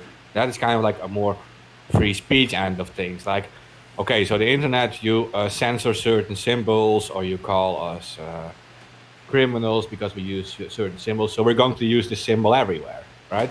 And we're not even like, okay, so these people aren't for example, aren't Nazis, but they're using, for example, Nazi symbols sometimes as a way to be savage because the Nazi symbol is illegalized everywhere, and they're doing it. Okay, we're being a savage. Like, look at the Habbo raids, for example, which the Habbo was hypocritical, for example, because Habbo would censor the word white power, but Habbo would not censor the word black power.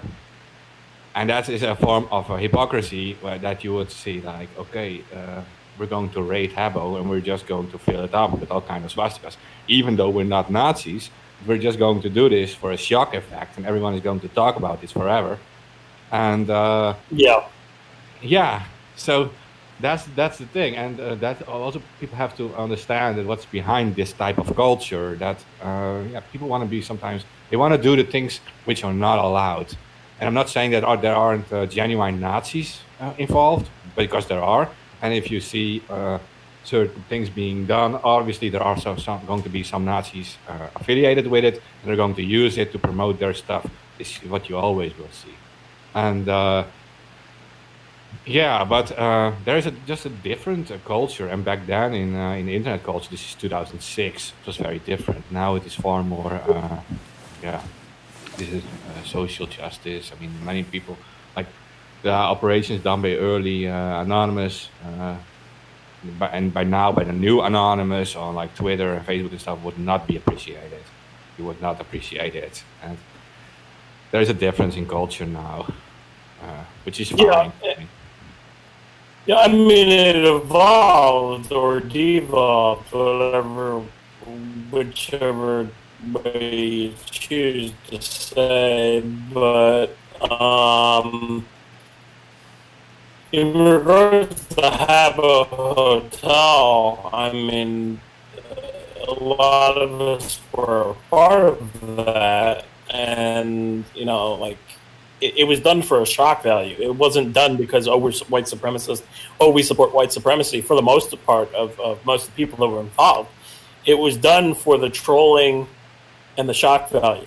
The game was stupid. But there was a reason why we were blocking.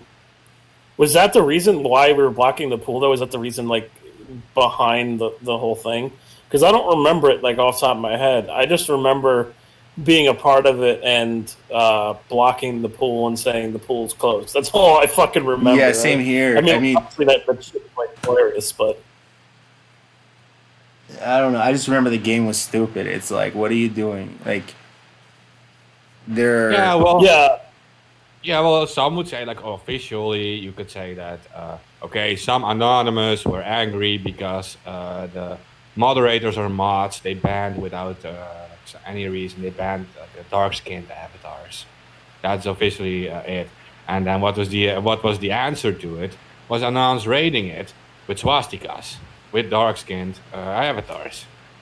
So that's like just a way to react to it. And you're posting swastikas because you consider the moderators of a game racists. So you're going to make a racist raid. And that's what it was. Yeah. Okay, yeah, it's starting to come back. You're right. It did have something to do with the skin color of the characters and the mods. Okay. Yeah. And this is just this is a way of reacting, and this is just a method of reaction chosen, and to detect a shock effect, because you needed a shock effect because you're talking about a huge culture on Habbo. You're talking about perhaps hundreds of millions of users back then, or at least tens of millions. And to shock them, you needed something really shocking, and that's what many of these people did. And nowadays, it wouldn't be appreciated because, like in 2020, Twitter Anonymous would say these are Aryan Brotherhood or racist white supremacists raiding Habbo, but no, it was a message against racism. You have to understand this, and sometimes putting racism in their face, putting an example of racism, making it like totally over the top in the face of moderators, shocks them enough. And you fight fire with fire, so to speak. And now, different strategies, and many would not appreciate it, but just evolving Anonymous. Now it's more like about making a big message together or something on social media. But back then, it was more about raiding and different strategies. Yeah. Trolling, yeah.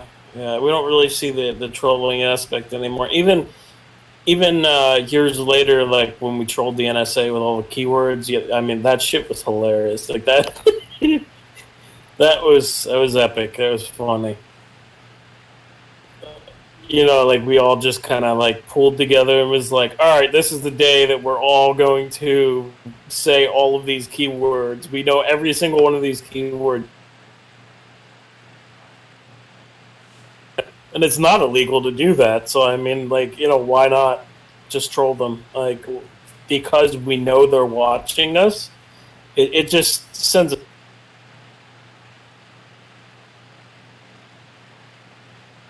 I mean, now they're getting fucking alerts every day because the word pandemic's being.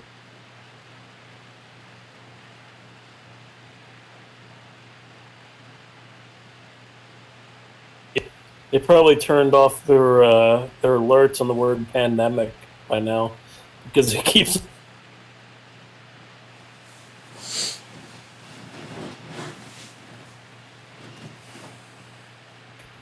What other topics do we have here? Yeah.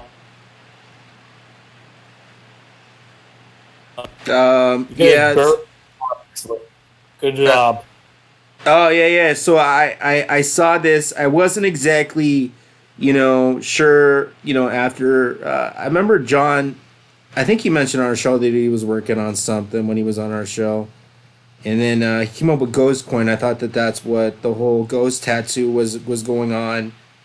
As far as that and his new cryptocurrency platform. But I remember him saying that he was working on a cell phone service, and I wasn't exactly sure.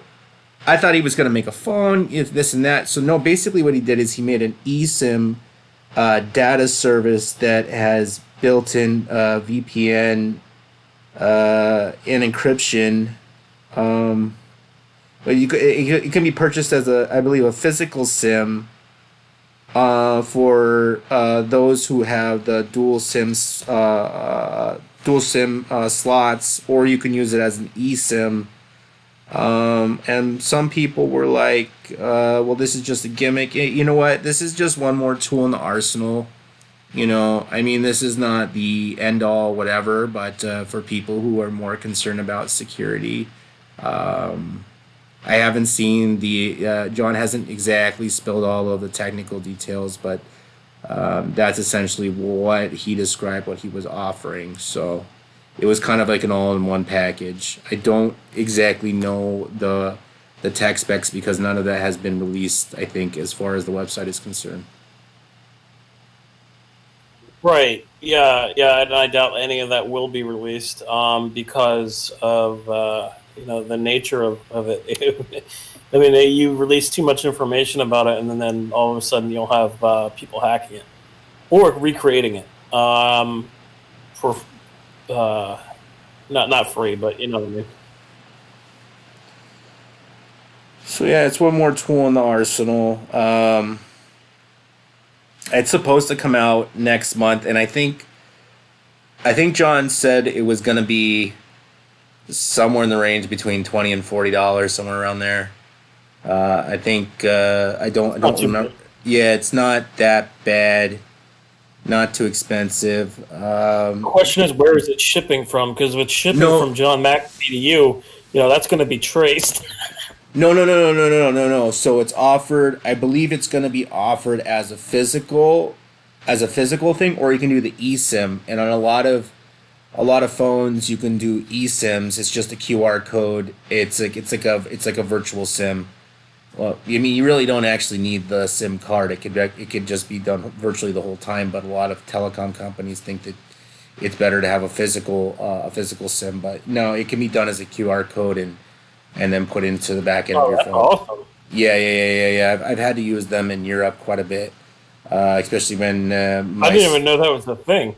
Yeah. When you travel internationally, you start to have, especially with your carrier provider, depending on what telecom company you're with, they'll charge you anywhere between. They'll charge you per day, or they'll charge you per week, or they'll charge you per 10 gigabytes. It just depends on where you go. Right, international, yeah. Yeah, eSIMs seem to be the better option for some. Some of them are straight ripoffs, I'm not going to lie.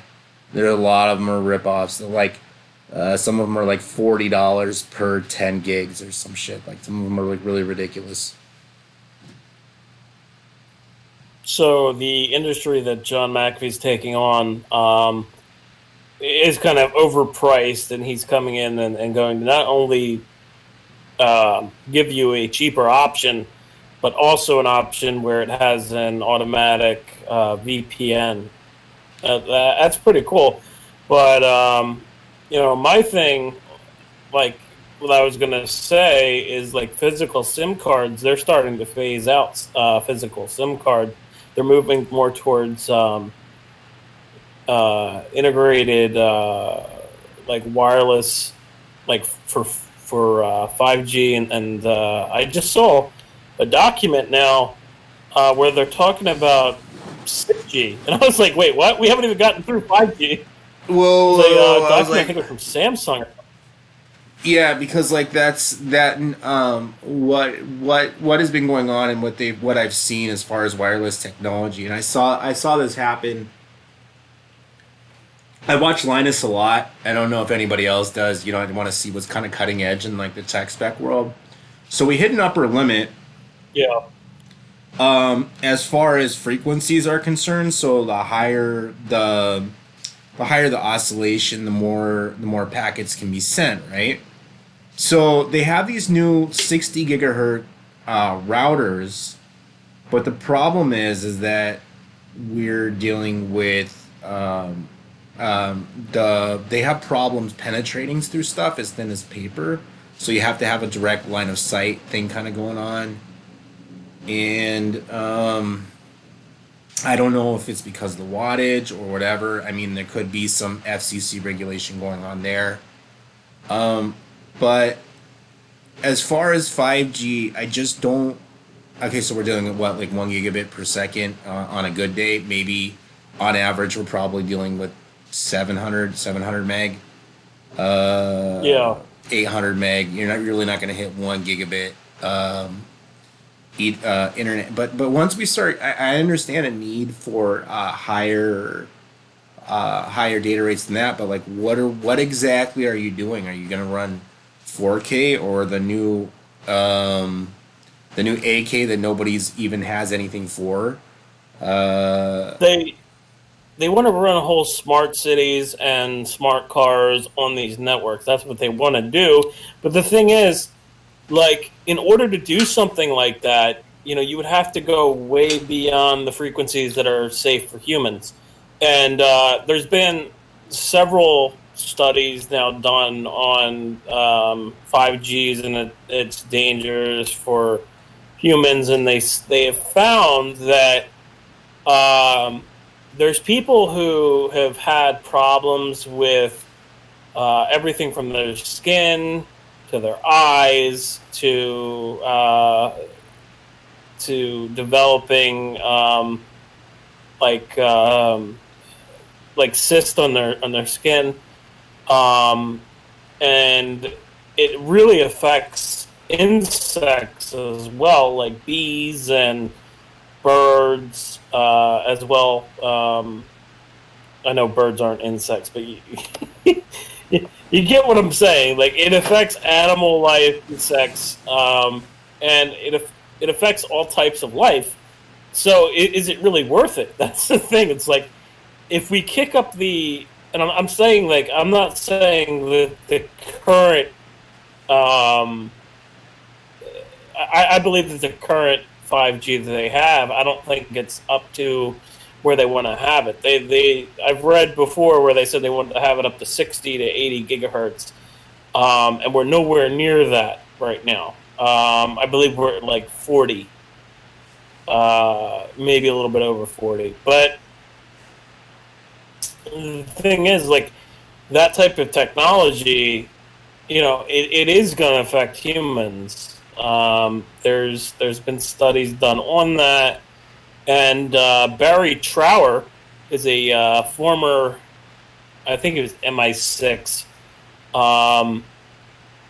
involved in MI6, and he says that basically that 5G is a weapon and 6G is a weapon, and that they've been using frequencies for years against humans.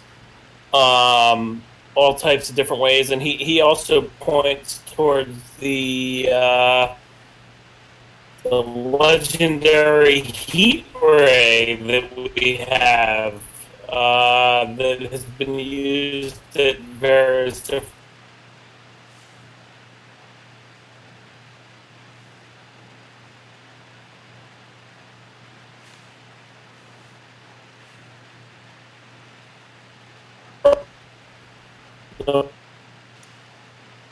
What? Nobody. Everybody just went.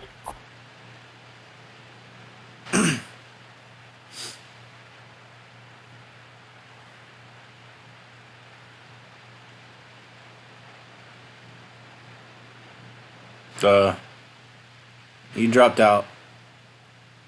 Okay. No, I finished speaking and I said, anybody else have a comment on that? We didn't hear any of that. you weren't What, did I talking. lag? You didn't even talk for a good 45 seconds. We didn't hear any of it. Well, before the 45 seconds, I said, does anybody else have a comment on that? And then you guys just stayed quiet. I was like, oh, all right, no. We didn't even hear that. Yeah, it's really laggy. I've got like a ping of like 400. Yeah. And the weird thing is, like, we did like an episode from like Telegram together, right? Okay, and it was like perfect, pitch perfect. And I had like the same problem on Discord that same evening, and like 5 minutes later we went on a Telegram chat and we went live from there, and it was perfect. So it isn't even his connection; it's just Discord is doing something, or your connection to Discord specifically is doing something. Yeah, I don't understand what's going on. I can't figure it out. I have no idea. I'm not even on a VPN right now. I'm just fucking bare without a VPN. So, I mean, like, it's not the VPN. It's not my connection. It's something with Discord. And I don't understand why it kicks up my ping to, like, 400. It's like, what's going on there, Discord? You guys have some bugs on Linux. No, I've been saying it for a while. I don't understand. Like, it doesn't make sense. I've never had something. I told you about the devs. They're not really. Yeah. They smoke. They smoke weed. They smoke weed in code. Somebody. Well, I've been saying it for a while. I mean, yeah, they have updates. They have updates frequently, and they made it like much better. But it took them how many years to put video in there? How many? Good 3 years to put video up? No, 2 years. They said 2 years ago they said to have video plugins. They didn't even do it till recently. So. No, I think you're right. I think it was like 3 or 4. Like, to be honest, but. I mean, they had to add video and share your screen. You know why? Because like Zoom has it and everything else has it now. You know, it's like they're competing with Zoom and the other one. I can't remember what it is, but you know, there's several different Zoom alternatives, and that's who they're competing with now. They're not just competing with.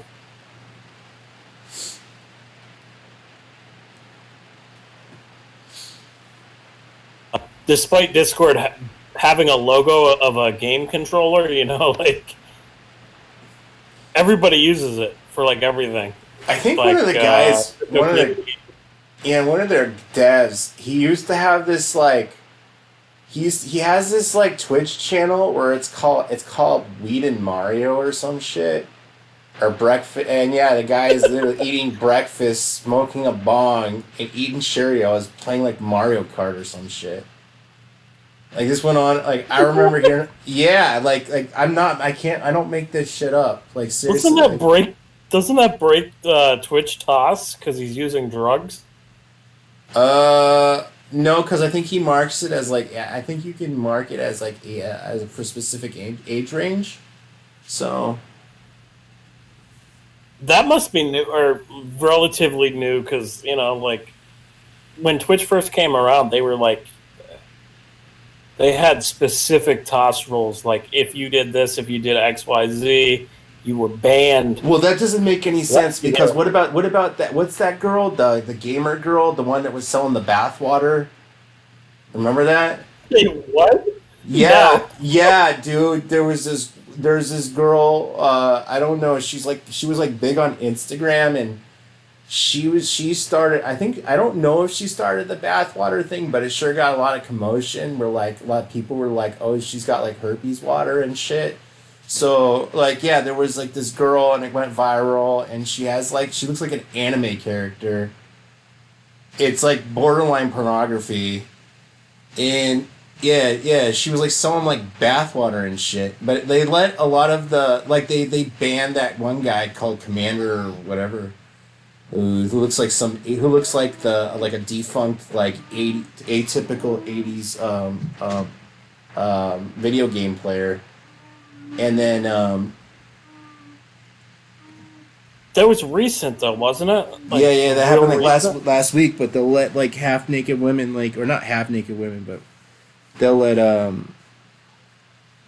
let people who are doing some other stuff. They'll just let it slide. So it's like are they really being fair to all? And I really don't think so. And I think it's been kind of one sided for a No. while. Yeah. It's always about who you know. If you're a big streamer who fucks up one time, right? You're not going to get banned. I'll tell you why. Because you'll have your management team messaging Twitch saying like, "Oh yeah, he did this, but he has this many subscribers and he's been active on your platform for this amount of time. That's why you wouldn't get banned." But if you're a smaller streamer who doesn't have a management team, you're pretty much fucked. But even if you do have a management team, if Twitch hates you, you're gone. And I'm not just saying Twitch, like YouTube, anything. Well, I think it's kind of weird that gaming gaming is now like an occupation now. I don't know where that even came from. Yeah, well, I mean, years ago, the whole competitive gaming scene and everything like that, that's where it kind of took off in a sense. But then it's now not even just competitive gaming. It's now streaming. Like if you're a streamer and you're an entertainer, you can get paid for it.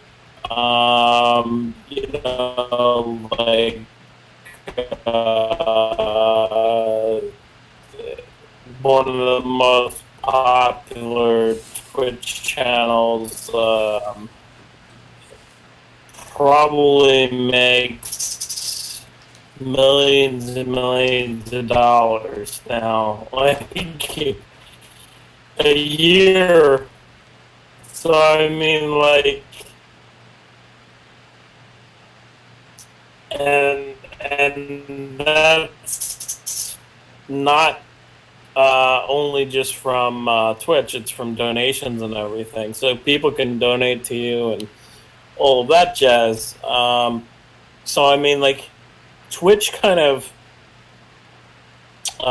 made that more of a reality.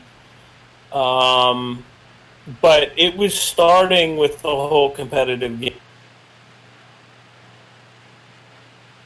I guess, yeah. I mean, I don't know. I don't know the world. I guess the world has changed, but I don't see this being a thing 10 years from now. I really don't. I don't know. Maybe that's just me. Competitive gaming, I mean, that's already if you're involved in competitive gaming and you're playing online as a streamer, or you're involved as a streamer just entertaining, and you're actually good at entertaining, now you can make it work. I mean, people are paying to be entertained essentially. But if you're just playing a game, you don't have a big name. I was just gonna say, if you don't have a big name, your name isn't PewDiePie, you're not gonna get you're not going to have a sustainable business. It's really like you have to grow your following now. Like, I agree with you that like more and more people are going to be accepted into this, and that it's a niche. Like it's a niche with a small window of time for people to get involved in. And if you grow a following now, then you have a chance of survival in the future. But I think many of these bigger streamers are going to take over from the smaller streamers, and it's only a matter of time from that. And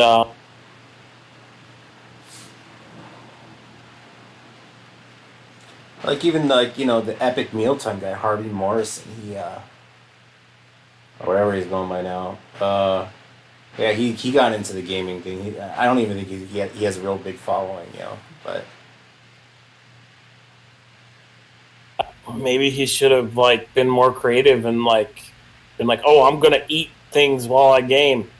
what I mean, the whole Epic Mealtime thing was like these drunk Canadians that were just doing the most ridiculous stuff. It was kind of hilarious. Yeah, I remember it. And the thing is, that's only gonna last for so long too. It's stuff like that.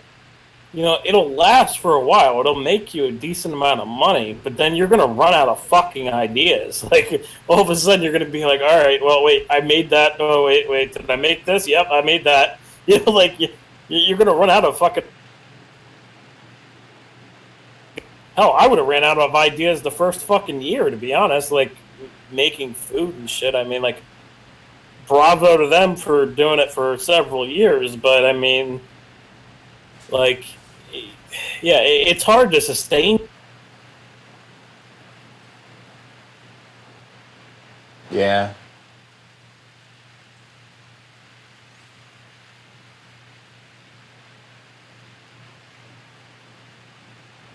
Who knows? I don't know. I guess we've seen the end of the YouTube, paying people out era. I mean, pretty much if you're not making cat videos, you're pretty much are out of the loop. Or that isn't that weird? Isn't it like the Asian or that Japanese kid? Well, no, He's making YouTube, millions. no, He's making millions of dollars opening up toys. that's funny as fuck. But I mean, that's ridiculous. But YouTube is now launching as a streaming partner for gamers, for YouTube gamers, because YouTube noticed that Twitch was taking a lot of their customers away, and on top of that, Spotify is launching a streaming service soon. Yeah, that Joe will be on this letter. I've been more and more among the years have gotten. I mean, I like Spotify, but I have grown to detest them more often in their business practices back end. Now, I remember that they won't even let music into Spotify unless it's been solicited. They won't let unsolicited music on there. In fact, it has to be groomed to see if it's up to their standards, which is not hard. I mean, you can get through one of their providers for $20, but how much they pay you per stream is very bad. It's like 0.005 USD per stream, and that's if you're somebody. They really don't pay out as much as you would think. So the fact that Joe Rogan got this $10 million, $100 million contract is bizarre. No, I mean it's Joe Rogan. He's going to bring more traffic. I mean, it's not like Spotify's dying of stuff. It's just proportionate payments to everybody else. And the fact how they're running stuff back in is pissed me off when I found out how they were. They got rid of unsolicited music on there. You couldn't just make an account anymore and then get your stuff up there, and then they had the whole reporting system. But that's not how it works now. You need to go through. So basically, you need to get your music solicited through a contract, which would be the middleman manager for your online streaming content, and the money gets trickled down to you through this whole thing. So if you're lucky, if you're getting you're getting more than $100. So, and they've also limited some features. So some artists were like, I'm not popular, I'm just gonna press loop on my song so it plays all day long. Well, they'll actually shut down your Spotify account if you're doing that.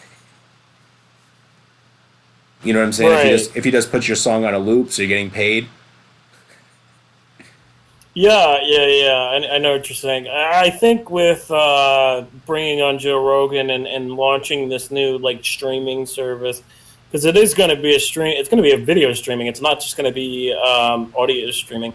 So since they're launching a video streaming service, I think that they're going to up the pay for streamers. I can only imagine. I mean, like, you know, they're not going to be able to compete with like YouTube and stuff like that if they keep it that low. And also by bringing on video streams, you know, you can have video ads, so you can start to kind of supplement the cost of things by using video ads.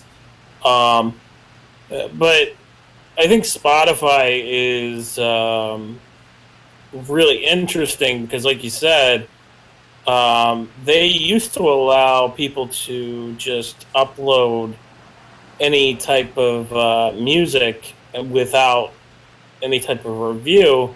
But as the company grows, right, and now with these laws coming out of the EU, with the whole like copyrights thing, and also in the U.S., the DMCA is now starting to crack down more and more.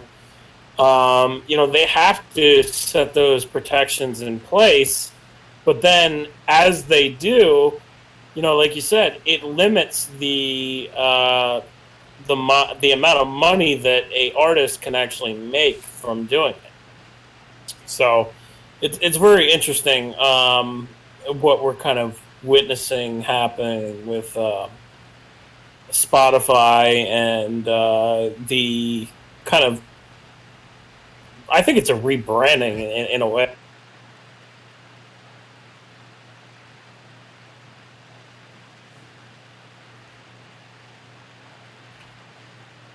Yeah, it could be. I remember Spotify was in a $40 billion lawsuit. I'm not joking. I don't remember who got in it, but it was some major record label tried to charge Spotify with what was it? Not exactly being on the specific details on what exactly was on there, and their lawyer or one of their CEOs dipped after he saw that, left the company, or one of their top guys, and I think they came to an agreement that they had changed some stuff in the back end. I'm not sure if you're allowed to download songs anymore onto your device, but that might have been one of the agreements. I remember something happened out of that lawsuit. It didn't just disappear. So Spotify has tried to introduce video for a while. I remember like when Metallica had that exclusive on Spotify. It was what they call the Garage. It was a spoof on their album. The Garage Incorporated was the Garage years where they were coming out, and that kind of just went nowhere. So.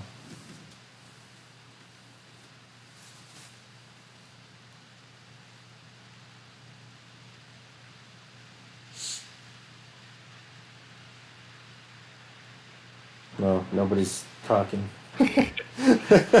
That Yeah. I guess there's a new comet, in the sky. There was one a couple months ago. It's called Neowise. Not sure where it's in the skies, but you can see it. But if you're a stargazer, go out and check out the comet in your night sky. Just not sure what part of the world you'd be able to see it. Those things are kind of cool. Do we want to get into that whole Trump pardons Roger Stone and gets out of jail? Yeah, we definitely should. Like, Because the reason why we should get into it is because it just shows more and more corruption by Trump. It's like the DOJ wanted to prosecute Roger Stone, and he decides that that's not going to happen, and he pardons him. But the whole thing that happened against Roger Stone, it's like, it's kind of bullshit in a way. Because of, he said that he had contacts with WikiLeaks, but he didn't actually have contacts with WikiLeaks.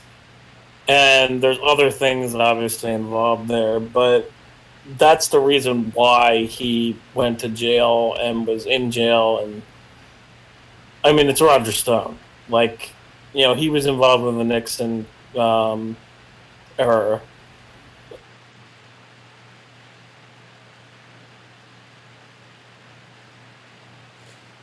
yeah, I mean, like, that's like the most bizarre shit. That's like something that I would expect out of a Soviet country or some shit. Like I know how shit works over there. You complain to something, you accidentally.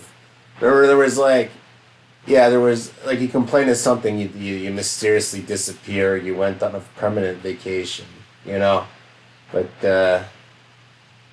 it makes no sense to me how. I don't even know. I mean, like. That's some fucked up shit. Like you commit a crime and then the president just pardons you because you're your friends, dude. Well, Roger Stone has been involved in like the political game for decades, and he's an experienced spin doctor, so to speak. And it makes sense that he's got a lot of dirt on people. And Of course. he will inevitably include Donald Trump too. So, I'm not going to say this is the reason, but yeah, for Donald Trump or anyone, it makes sense that they're like letting him walk free. He got a lot of dirt, and because he knows all about the political game and stuff, everything since what you guys said, like what is it, like Reagan? He was involved with Reagan already. Yeah, no, Nixon, not Reagan. Yeah, he has a Nixon tattoo on his back, like he's proud of. Yeah. He ran a firm with two other people. I can't remember the name of the firm off the top of my head, but you can probably Google Roger Stone's firm, you'll find it. But this firm specifically deals in politics and dirty tricks and oppositional research on other candidates and stuff like that. So, I mean, it's obvious that Roger Stone is going to have information on people. And Donald Trump said that he pardoned him because of his loyalty or something like that. And I'm like, well, wait, what? Are you admitting that basically you just pardoned him because... Yeah. Yeah, well, we all know American political campaigns are based on both, like you're promoting your candidate, and at the same time you're talking shit about the other candidates. So when you put people like Roger Stone high up in the PR, it's going to be two-sided too. He's going to help you promote your party, but he's also going to have access to dirt about your enemies and these connections he still has. So. Yeah, there's going to be dirt about people like Trump and about whoever, and they're going to pardon him because he has the connections, and that includes connections to Secret Service and things, people inside it, leakers, people who tip him off about something. This is just how these PR guys are well connected into everything. So, yeah, I'm not surprised by it.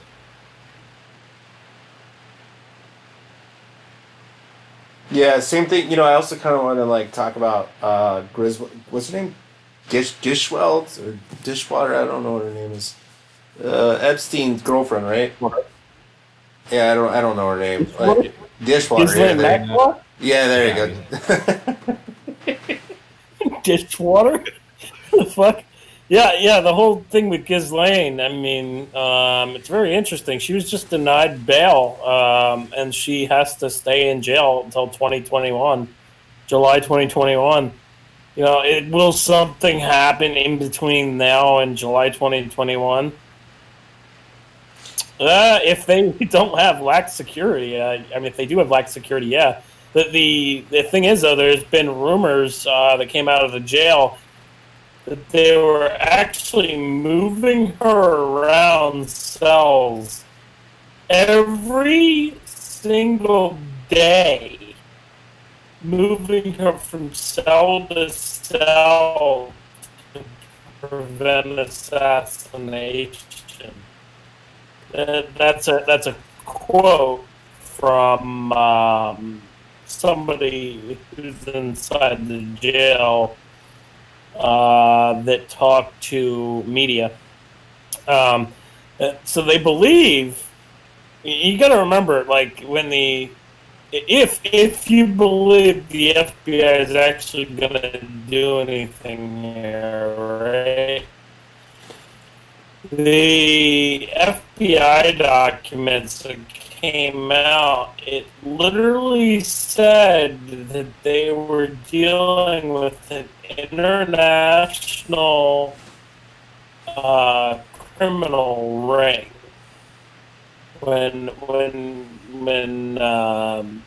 referencing Epstein and the Epstein molestation. It said they were dealing with international criminal organization. So I mean, it's like they probably know. Yeah, I'm just saying that she's got too much shit on people. Either she's gonna end up a mysterious death, or she'll walk out of prison and mysteriously disappear. You know, one or the other. I highly doubt this is gonna go to trial, because if she goes to trial, she will sing like a canary, you know, and I'm just saying, like, if she doesn't pull an El Chapo, like, and come out with like a motorcycle, she's gonna come out in a body bag, one or the other. I just don't see this going to trial. I really don't, because who's who of the financial world, politics, everywhere around the world is I don't know, she's got too much shit on important people, including the royal family and ex-presidents. Right, yeah. I mean, come on. I mean, she could destroy the royal family one day in court. You know? Yeah, exactly. That's the thing. It's like, I don't see it going anywhere, but you know, I got a tip from a former detective who said that they were hearing rumors that heads were about to roll. And I was like, all right, well, let's see that actually happen, because, I mean, I've been told heads are going to roll for a long fucking time. It's like, you know, I'll believe it when I see it. Like, well, it's been rumored that Prince Andrew was a pedophile, you know, for a while. I mean, like, one of the princes was a pedophile. And I've heard this over and over. I actually, you know, when I first heard of Epstein, Epstein Island, God was Icarus days. So we're talking 2016, somewhere around there. I thought the person who had brought it to me, I thought they were absolutely fucking insane. I said, no way is this shit real. It sounds so bad, it's made up, right? And all they had were excerpts from here and there, and a few buried articles from newspapers and magazines I've never heard of. And then a couple years later, this happened. And then I'm like, well, fuck my life. I just ate my own words, like I should really just, but it just sounded so bad. It just didn't sound true. Like no way are there billionaires getting young underage women as prostitutes for high-end clients. I said, no way is this shit really happening. And then turns out it was fucking true. Yeah. Yeah, it goes way deeper. Like, if you look at what happened with the Franklin cover-up, that's where this goes. And the thing is, like, the whole Franklin scandal, that was in the 80s. Epstein was in the 90s and 2000s. It's not that far away. It's only a couple decades. It's not. So the same people who were involved in Franklin were also involved in the White House callboy ring. I know that from Ted Gunderson. I vaguely heard about that. Yeah, Donald Gregg. Yeah, Donald Gregg was involved, who was I think he was National Security Advisor to George H.W. Bush. And Craig Spence was involved with the callboy ring in Washington. And Craig Spence is a story exactly like Epstein. The guy ended up killing himself, right? He was doing the same thing Epstein was, except it was with underage boys. It wasn't with girls. It was underage boys. And he had the same setup. Like, his mansion had, like, cameras and everything behind, like, mirrors and stuff like that. Obviously back then, it's going to be a little bit less sophisticated. But the fact is that the callboy ring and Franklin were linked to BCCI, which was the CIA's bank. They're kind of their laundering bank. They used the BCCI bank for various laundering purposes, from drugs to gun running with Iran-Contra. So it's not out of the realm of possibility to believe that Epstein, kind of like the ring moved, essentially. The Franklin ring was both boys and girls.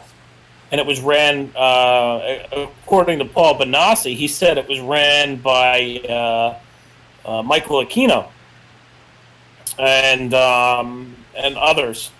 But he said Aquino is one of the big people. Now, Ted told me that Donald Gregg was also involved in that, and that there was other people that I don't remember off the top of my head that were involved in it. Some of them are now dead.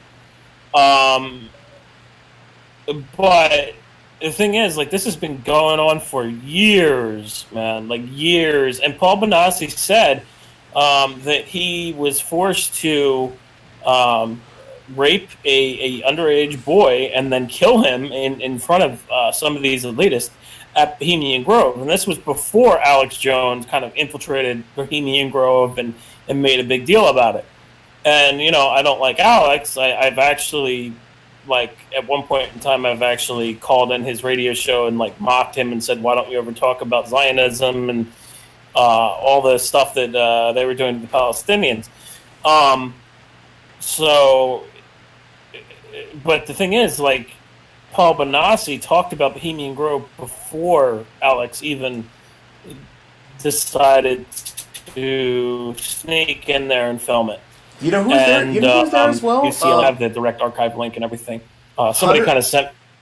Oh, go ahead. Yeah, Hunter S. Thompson once wrote a really weird expert, and this is where I don't know, because Hunter S. Thompson writes a lot of fiction and he was using a lot of drugs, but he talked about not only murder, he was talking about cannibalism going on up there. I was just like, I don't know if this is Hunter S. Thompson doing a lot of drugs. Because you never know. You never know with Hunter S. Thompson, you know? Well, Rusty Nelson was involved as the film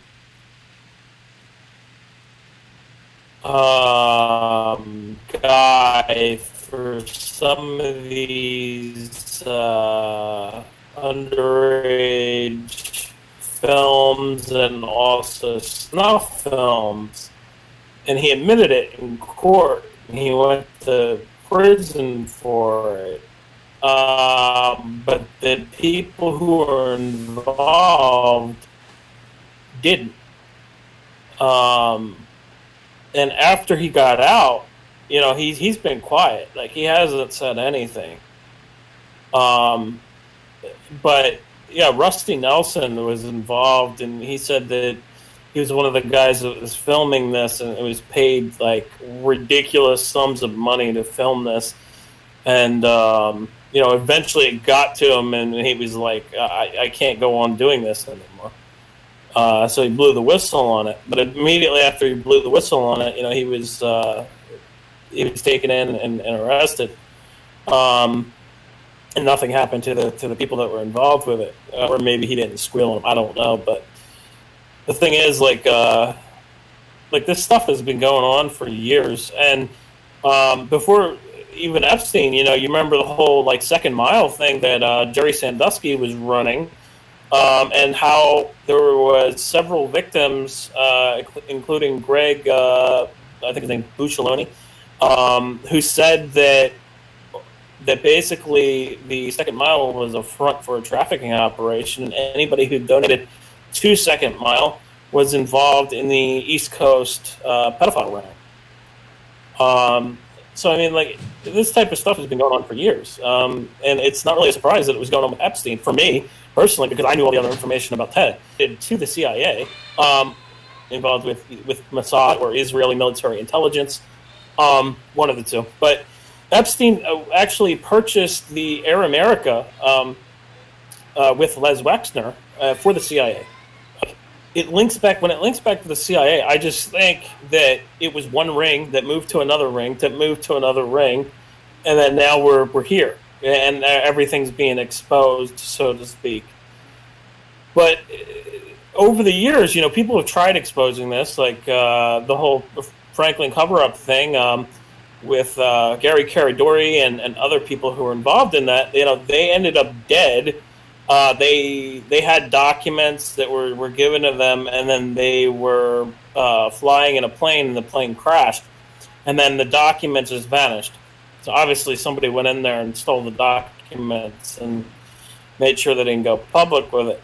And on top of that, the film Conspiracy of Silence was randomly and mysteriously bought up before it was ready to air on TV. It only aired once, and there was somebody who got a copy of it. And, you know, we would never know that whole film existed without that. And that whole entire film is about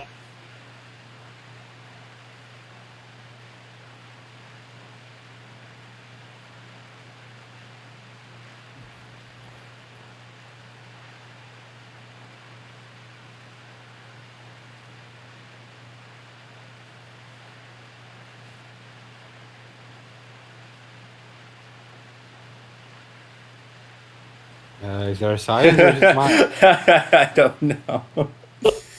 everybody's silent after I'm talking about that. I mean, I don't know. Like, I was done speaking and nobody jumped.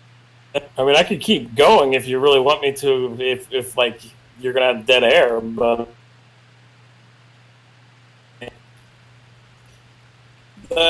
There is like something more I want to say about that though. Like Ghislaine, she was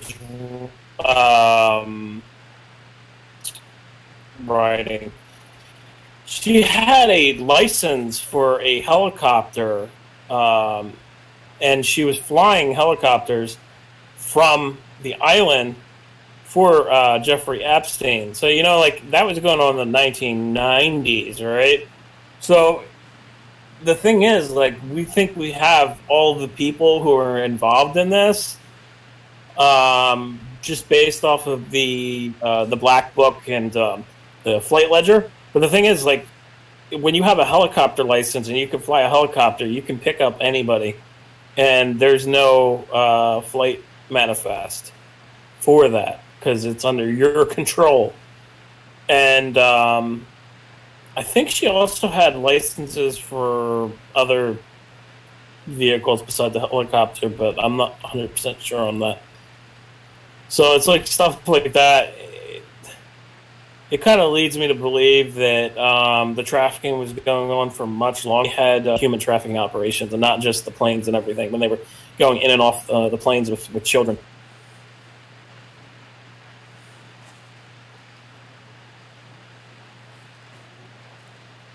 That's bizarre.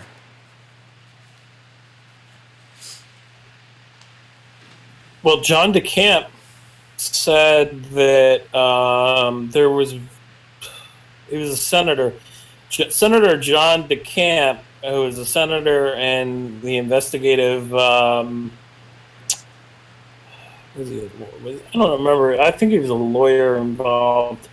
He was a lawyer with a lot of the victims of Franklin, and he's involved in purchasing snuff films. And he had a list of all the people, and he listed some of them at the time. There's an old video. If you can find it, then kudos to you, because it's rare. But he starts listing all these people, and then he stops listing them and says that I can't say anything more. But he said that some of the names that he said was one was Warren Buffett, and he said that he has like a sick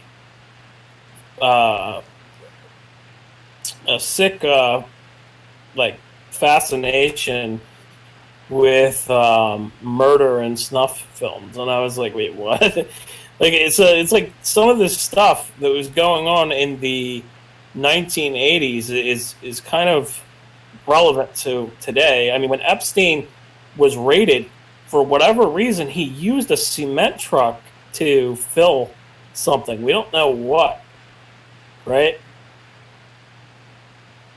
So I think, and there's also allegations from Courtney Love's father, who says that there's more going on here. There was people murdered. There was some of the girls were murdered.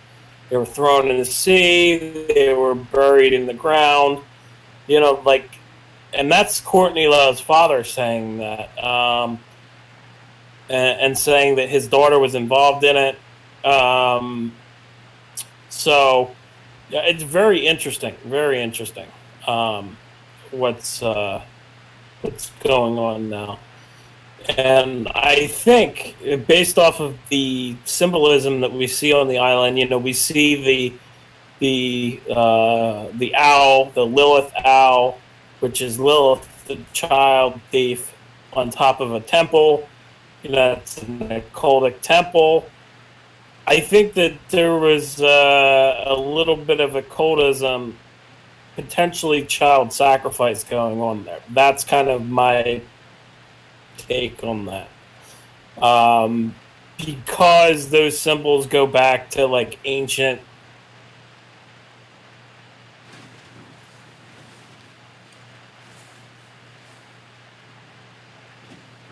Hey, we lost you at ancient. Ancient, yeah. Well, I guess that's all I'm allowed to say. Ancient. Bragging now. The little thing is interesting. It comes back and back. The owl, I think it's also a Minerva thing. Tyler, you might know more about this stuff. I mean,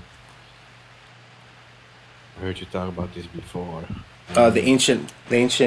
Sorry, what was he talking about? Yeah, I was talking about the Lilith and about the owl and Oh yeah, everything. yeah, yeah, yeah, yeah. So like, yeah, that was my bad. So so when Alex Jones went to the Bohemian Grove, right?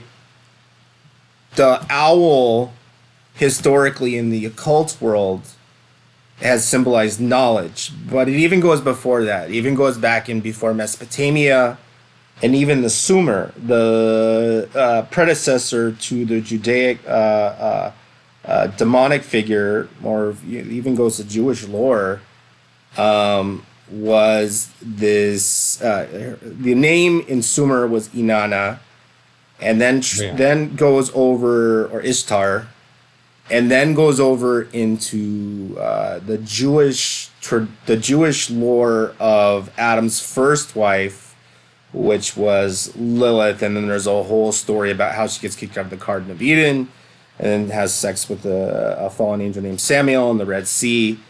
But she was described in like a one-line parable as the owl-shaped woman, and in I believe when they were excavating where they thought that Babylon was, there was a lot of these this woman with wings and owls, and she is the atypical, what we would call Lilith.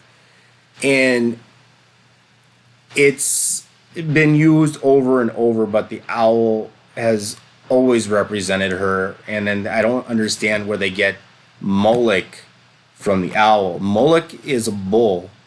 Yeah, Moloch is a bull. It's not a bull. In occultism, the owl symbolizes knowledge, but if you want to get into demonic lore, it's typically Lilith. But it's debatable whether it's demonic. I mean, it depends on which way you look at it. Is it? Well, the owl used to be called Lilith, the child thief, and what they would do, I can't remember what ancient culture this was, but they used to sacrifice a child in the village to keep the other children safe. Well, yeah, the Now, the anti-Lilith balls were in Persia, and she was blamed for children's deaths from around 800 AD to about 1300 AD, and it went over into the Dark Ages.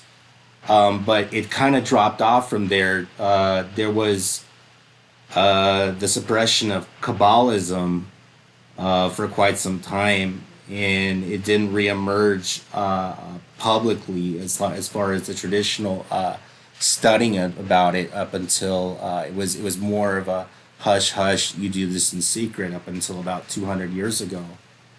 And you also have a connection, some similarities with the figure Minerva, who was the virgin goddess of wisdom, for one thing, and she's depicted a lot with a sacred creature, which is an owl, and it's the owl of Minerva. And like the Romans considered Minerva the same as the goddess Athena, and there are a lot of statues which are like even the Statue of Liberty in the United States, which are very similar to the old depictions of Athena and Minerva.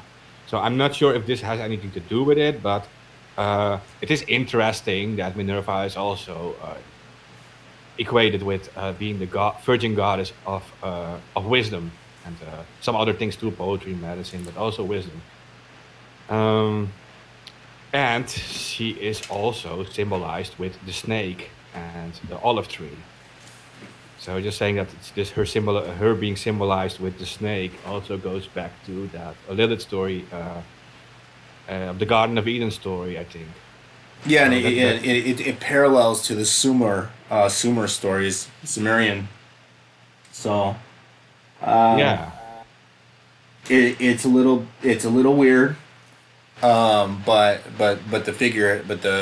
the stories have been passed down throughout the years, and you do find a lot of owl-like symbolism. You know, even in I think the layout of even the campus of the White House. If you look at it from the sky, I think that was by design. I'm just saying. Hmm. Yeah, definitely. And the depiction of the owl is very similar to the old depictions of the owl of Athena, which was made like over 400 years before Christ. There are silver coins actually pressed with them, and that specific. There's a very specific owl drawing, and that owl drawing they use is very similar to it. That's interesting to me. But obviously, like this virgin goddess and her owl are like returning in all kinds of different cultures, and yeah, the Lilith thing too. It seems like a returning thing all the time, which is strange, you know.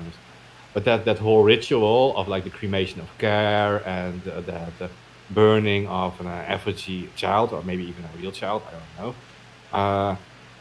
Yeah, makes it very obvious that it is Lilith, I guess, the child thief, like you guys said, I think.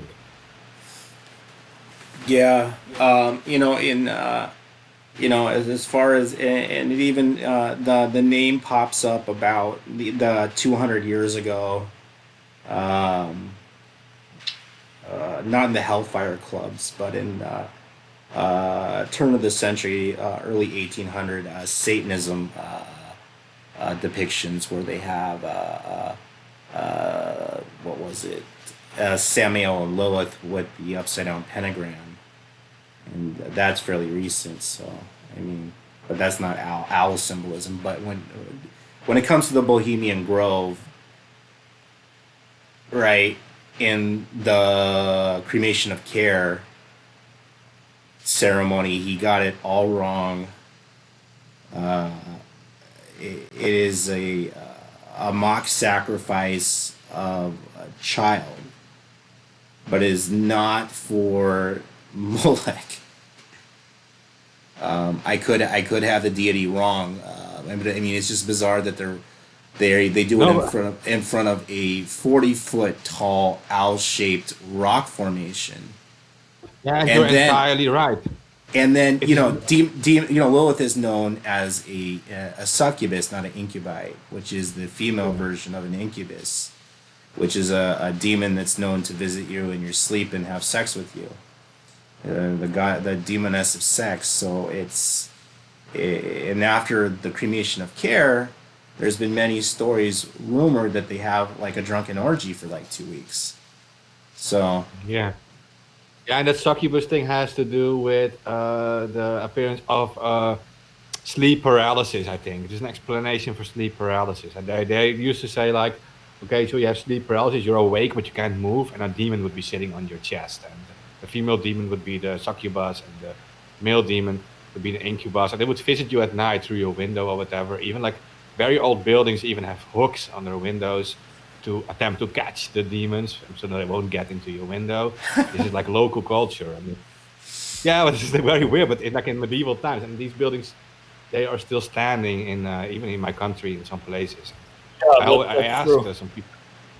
Yeah, I asked some people, what are these hooks about? Yeah, they are to catch the demons flying through your windows, and that's also the association with the witches flying on broomsticks and stuff. Like they would like be stuck behind the hooks, right? This is old, old beliefs. Go ahead. No, I was just gonna say real quick. It just sounds like somebody just tried to want to sell something, and they were just like, "Oh, these hooks will protect you." Yeah, it was probably a smart guy. Like the hooks are everywhere. Yeah, religion sells, and in those days, especially, like people would buy little papers to get out of burning in the fire, right? They would pay off their sins back then in Catholic religion.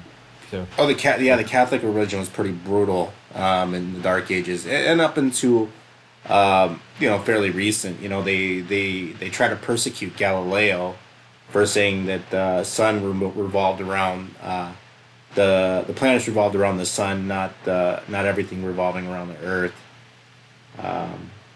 So I mean, It was there like was 1680, right? yeah, there was a lot of barbaric stuff that, especially during the Renaissance era, too. Suppression of science and revolution and stuff like that. It was forbidden, and it was considered demonic practice to talk about anything that it was science related. So a lot of it was done what they would call cryptography. Reemerged during the Renaissance era. So a lot of guys who were experimenting would write their stuff in cryptographically. So anybody who would have found their notes wouldn't be able to see what they were writing, unless they had the cipher. A little bit of history. Yeah, yeah. Galileo was the obvious threat to the church. I mean, he's like they call him like the founder of like the modern astronomy and modern physics, and so he was an obvious threat. So they wanted to get rid of him. Yeah. He died at an old age, almost 80 years old, which was super old for. You know who was weird too was Isaac Newton, or wasn't he? He was into. No, he was into like the apple, and he had discovered that that there was an equation to gravity, but he also believed in like alchemy, turning metallurgy and Yeah. he wasn't he in alchemy kind of borderlines between chemistry and the occult world. I just don't I don't know enough history to see where the two merge. Yeah, I don't know it either, but I know that alchemy is essentially chemistry. But I don't understand how they believe that they could change, what was it, into gold, sand into gold, or what was it? Whatever metal into gold. And actually, Yeah. we've only found such techniques by making new elements that it can be done. Lead. It can be it can be done not into gold, but we can make new elements by using particle accelerators. But that kind of technology wasn't around 400 years ago. Yeah.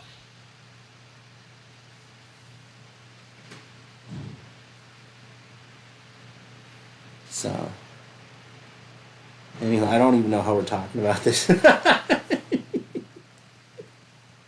Welcome to AB. Interesting. Welcome to Anonymous Bites Back, where you learn weird things about history. Where we literally discuss everything, go all the way off topic, somehow end up in the occult, end up into alchemy. Well, what we were talking about originally was Lilith, and then it led into to the whole belief of demons and how they would create these hooks on medieval windows to catch demons. And like I said, whoever thought of that guy was rich during that time period. He did that just for or she did that just for the ability to live and be rich in period. I highly doubt they believe in that. I'm glad you actually know about that story, because I was afraid to sound like a total weirdo making stuff up. But yeah, no, they actually did that. They attached these hooks to these old people. Yeah. No, they did actually do that. They actually put fucking hooks on windows during that time period, and they also used dream catchers, and there's another thing I can't remember off the top of my head. But anyway, they did all types of different techniques during that time period to ward off evil spirits, and it was seen as normal, like back then. Everybody was really religious, and they believed in witches and all types of different things. Like they believed in the vampires and werewolves and all that type of stuff, man. That was the history back then. They believed all that shit was real. Yeah. And to be fair, sleep paralysis can be a really scary thing, and it's kind of hard to explain, because there are still many people who are like dealing with sleep paralysis, and they get similar hallucinations, like feeling like some shadowy figure is in your room. It's very common to actually have this, and I can imagine that is one of the most scariest things during those days. You can't explain it. So, because they're all facing a similar hallucination, and I've read some explanations about it. I can't mention it right now. I don't know. I don't remember it well, but there is a reason why everyone is like having like a similar hallucination on that. But there is like, I actually faced as a kid. I had it a few times, and it's really scary. I mean, you're awake, but you can't. You feel that you're awake, but you can't move, and you feel there's like a shadowy figure in your room, and I can see why they think it is like, yeah, a demon. The demon on your chest. No, I never had that experience, but that's how I read about it. About the incubus, which is a male demon, and the succubus, a female demon, and they sit on your chest or something. That's why you can't move, and they're there to make to have sex with you, such a thing. That's kind of like the story. In they have different names for it, by the way. In some people, in some areas, they call them white wives. They have that story too. Yeah, it's a story that's told over and over again throughout history, similar to the child sacrifice stories, and also similar to the stories about. Fuck! I just completely went like my brain just went blank. What I was Well, gonna say. okay, well, That doesn't normally fucking happen a lot, but it just happened then. okay, well, there is an explanation for it. Like, I mean, back in those days, many children would die at birth, right? And the sleep paralysis was also pretty common.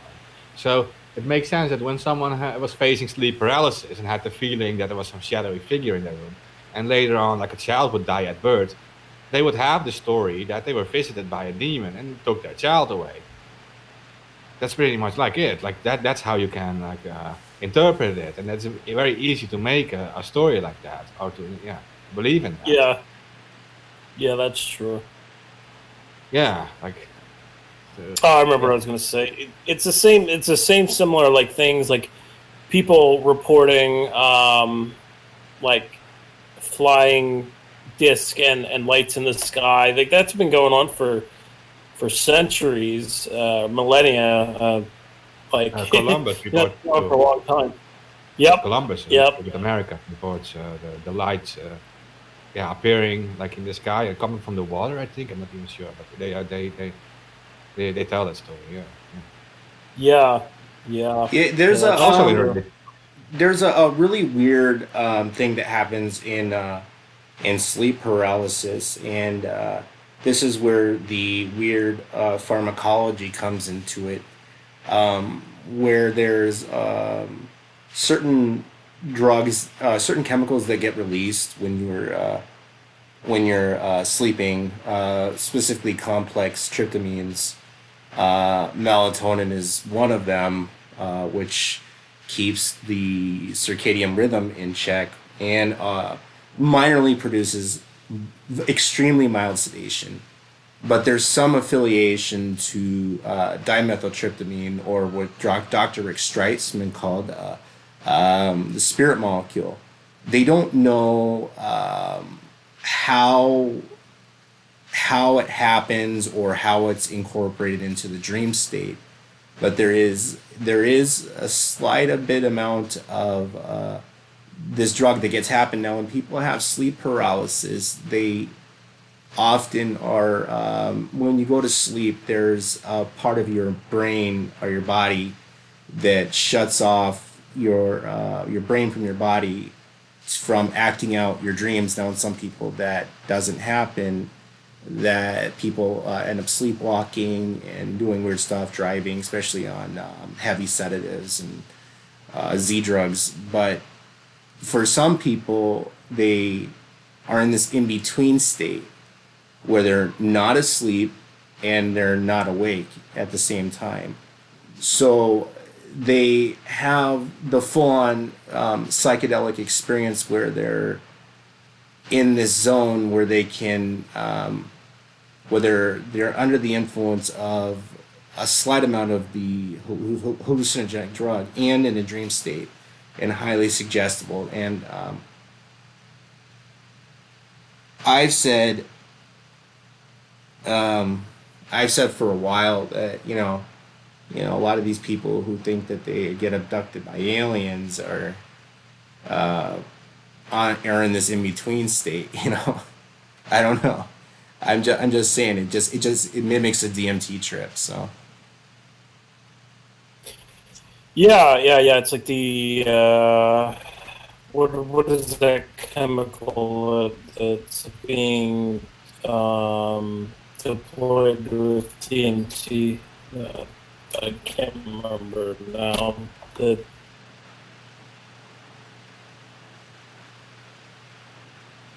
yeah, there was a Japanese scientist. I don't remember. Like his name was like Dr. Takahashi. He was the one who came up with the term sleep paralysis, but it really wasn't even a thing until like the 1980s. It was just something you heard about from somebody you knew. But yeah, he was the one who termed. I believe it was a Japanese scientist or a doctor that came up with the term sleep paralysis. But Yeah. yeah, Yeah, and the stories changed too. Like now it is like more about like alien abduction, but this is like before the whole heliocentric model that's like from 16th century. Uh, Heliocentric is that when that the Earth actually like revolves around the sun, right? They said like the Earth is like the center of everything. The Earth is everything. So people weren't even imagining it to be aliens. No, they were saying that these are spirits or demons. But now you have a whole new movement about like aliens, and they're saying this is okay, alien abductions. Uh, I can understand this that they're doing it, and especially because sleep paralysis, everyone seems to hallucinate a similar thing, and that is what's is strange to it. that's the thing. Yeah, yeah. But the thing that a lot of them will tell you is they'll hear the buzzing sound, and that's atypical behavior from being under the influence of DMT. So so uh, um, but yeah, I don't know. I mean the stories have been around since the beginning of man has been talking about weird things that happen in the middle of the night. Who knows? Yeah. Okay, someone in the chat says meditators say that when you are a yogi, you can reach that state between sleep and awareness. You want to know anything about that? Um, no, I don't because I don't know. Uh, Hold on, somebody's messaging me too.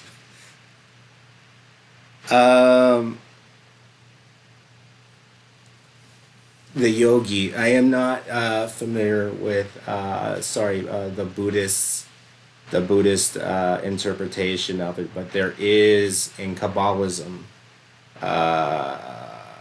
sort of described in that where it was the attainment of the Kether or the crown, and it is this.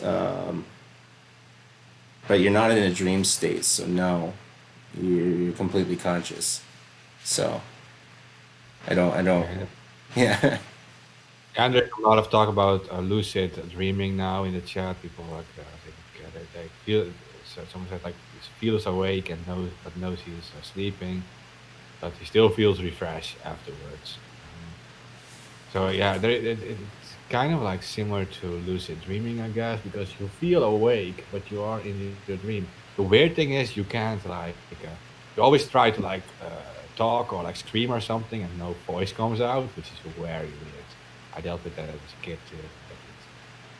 Because I was a kid, right? And I felt like a demon was in my room or something, like a shadowy figure. And wanted to be, as a kid, automatically in the dream, yeah, well, you want to like scream or something, but then no voice comes out, and that's very scary.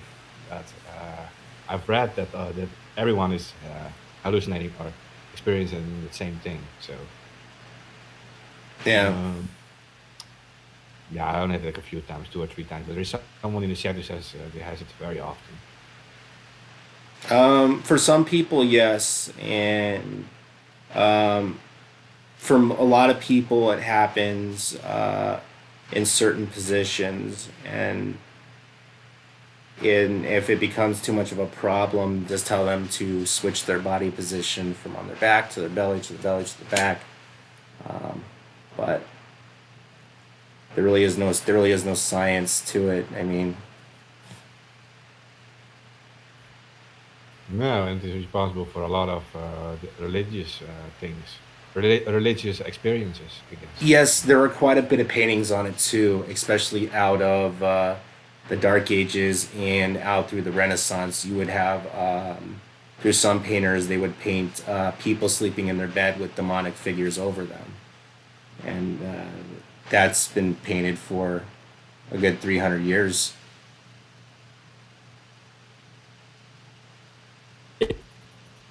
Yeah.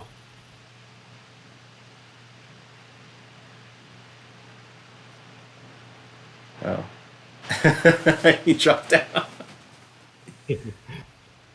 What? No, I said that's true too. That apparently I have to say more than like 2 words or 3 words for you guys to like. I don't know. Like it's just ridiculous. I don't know if you guys are actually hearing. Sometimes you go into slow motion, and sometimes it goes into like talking super fast. There is some kind of like delay. What? Yeah, It speeds up, too? yeah, like there is like it's kind of like a delay that you're being super slow, and then at some points like it says everything at once or something. It's very weird. It says everything at once? Yeah. That sounds like gibberish. Yeah. Alright, I guess that makes sense then. I'm not sure how it is on the stream, by the way, but I know it is like that in the Discord. So, but maybe on the stream it's better. So I would hope Yeah, so, I know. otherwise I'd need to be a listener, like, listening and then all of a sudden. yeah. Yeah. Okay. Well, it is interesting to think about all these origins of the symbolism. But apparently, these elite figures who go to Bohemian Grove and all these strange organizations uh, have that as their own religion, or this is kind of their. I think this is kind of their secretive stuff that they're just talking about a figure like Lilith returning in all the religions and then mentioning the different names this person had.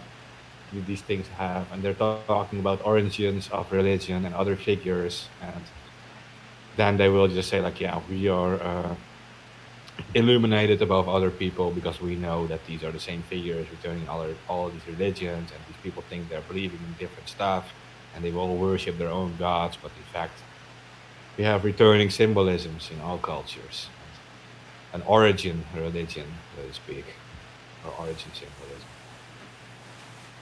And that makes these people be thinking they're better educated on religion. But I think everyone can look into all of these things and keep in mind this is just a symbolism. Like Culver gender. Yeah. Alright, I got, Was that okay?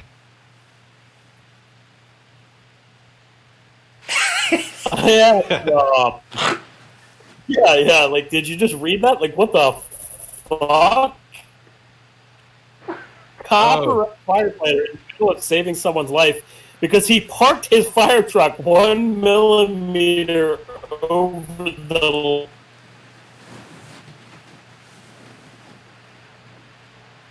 Hey, that's for real. How did they even measure? Yeah, one it's millimeter? legitimate. Yeah, it's legitimate.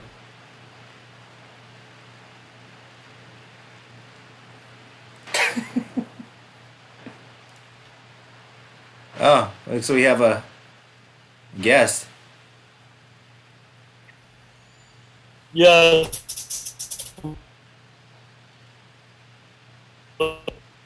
Oh, hey, Smiler, what's going on?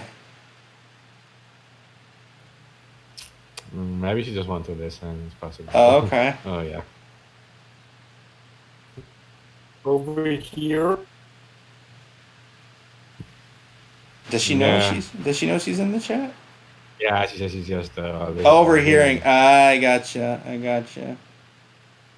Yeah, we gotta get the Asia shows going again. Yeah.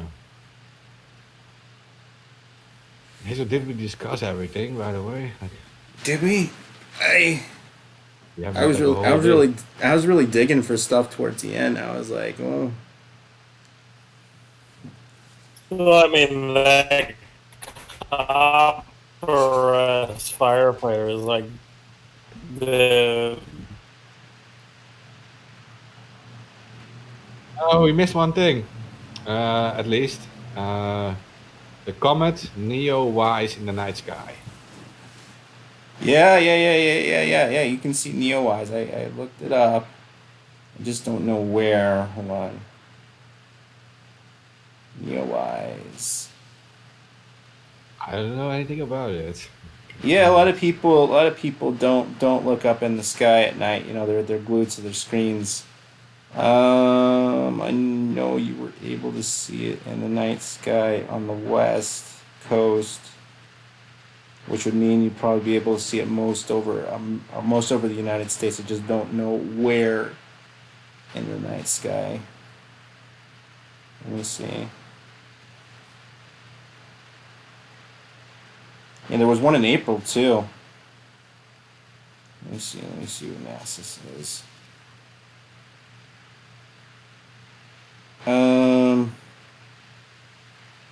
Let's go to March 27th.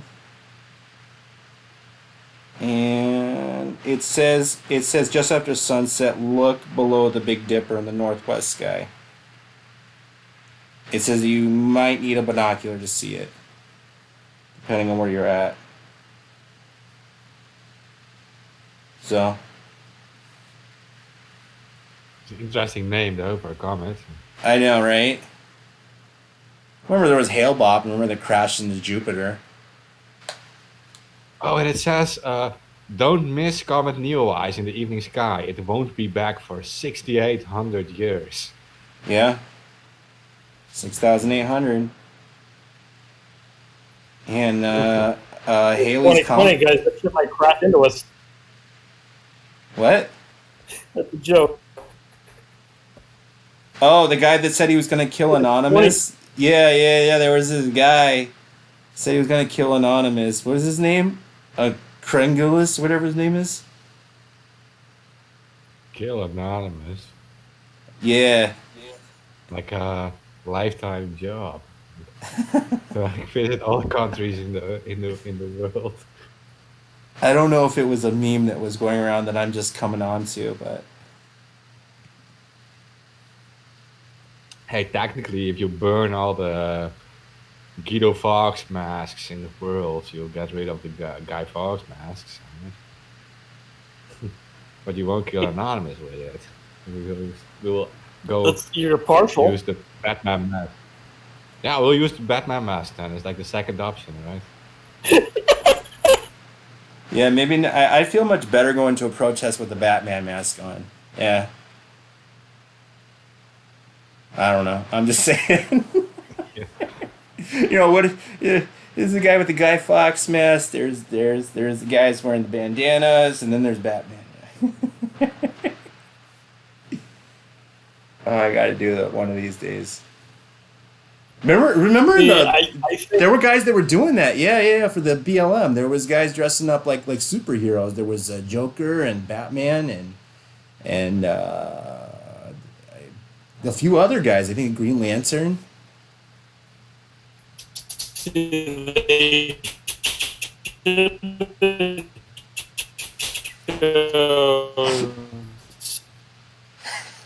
The barrier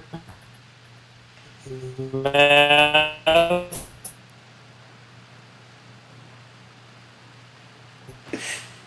Yeah, we're just technology wouldn't have wanted to fuck with us.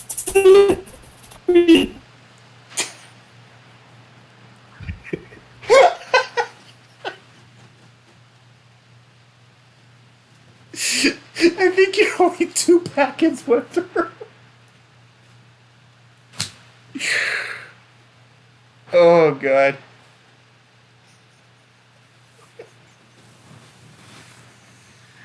Oh god, that was hilarious. You couldn't buy that. AK, you. I don't know what your ping rate is, but it sounded like only like 2 or 3 packets went through. Are you there?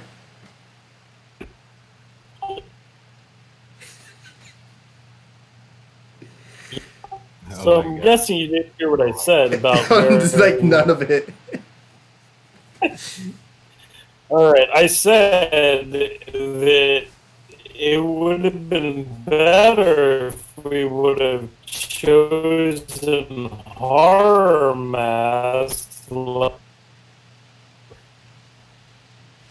Yeah, clown mask, but it scares people a lot. Like there was a lot of people, like this is like 2 years ago or something. There were all these people popping up wearing clown outfits. And, Oh, that was great. Yeah. That was great. Yeah.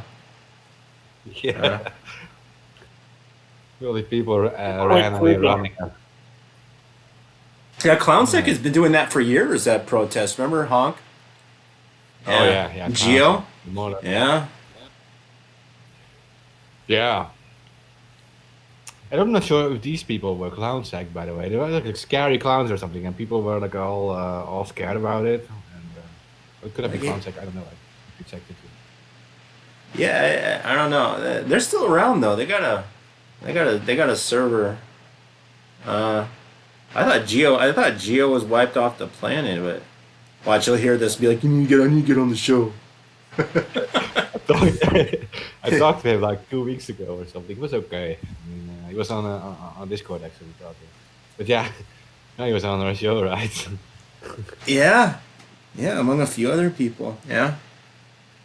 Yeah, he's a good guy, I guess. I mean, he always wants to talk, and he's always got some weird stuff to say. So.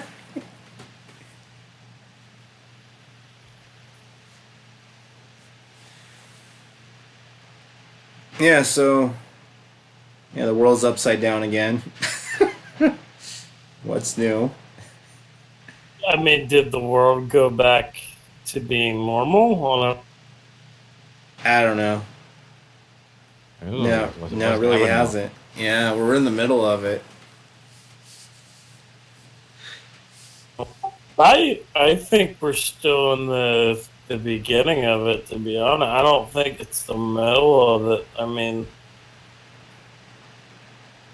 Well, I you look at, well, I kind of held off, on saying it, but I think I put it in the notes that what's going on. yeah, it's only been 4 months. It's Yeah. Just run with this, Tyler. It's like I don't know, but what's going on with the economic collapse and how things are kind of playing it. It's a perfect shitstorm for disaster. It really is. What's going on everywhere? It's a good shitstorm for like in Serbia. Didn't they try to kill their president a few weeks ago? yeah.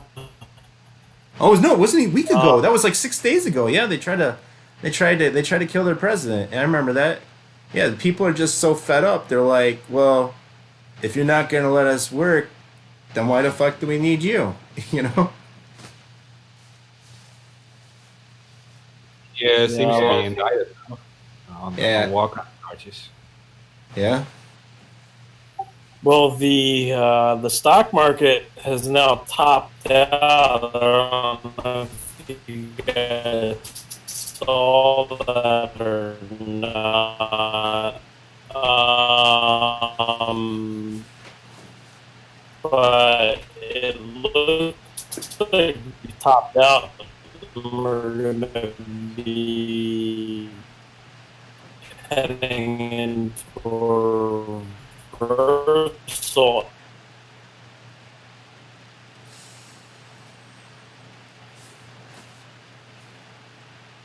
Universal what?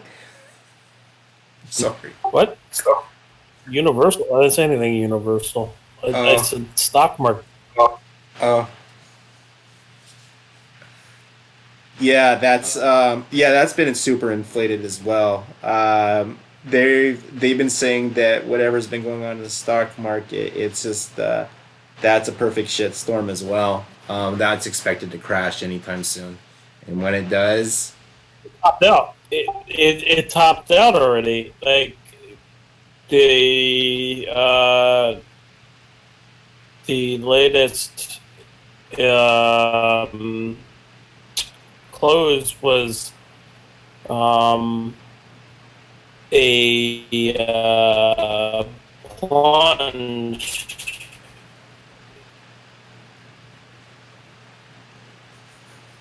And it topped out, so it's gonna go for a reversal.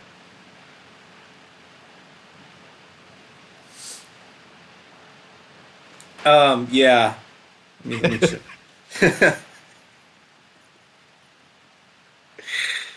Let me see what was going on in Dow today. Of course. wrong, by Oh, the way. yeah. We did.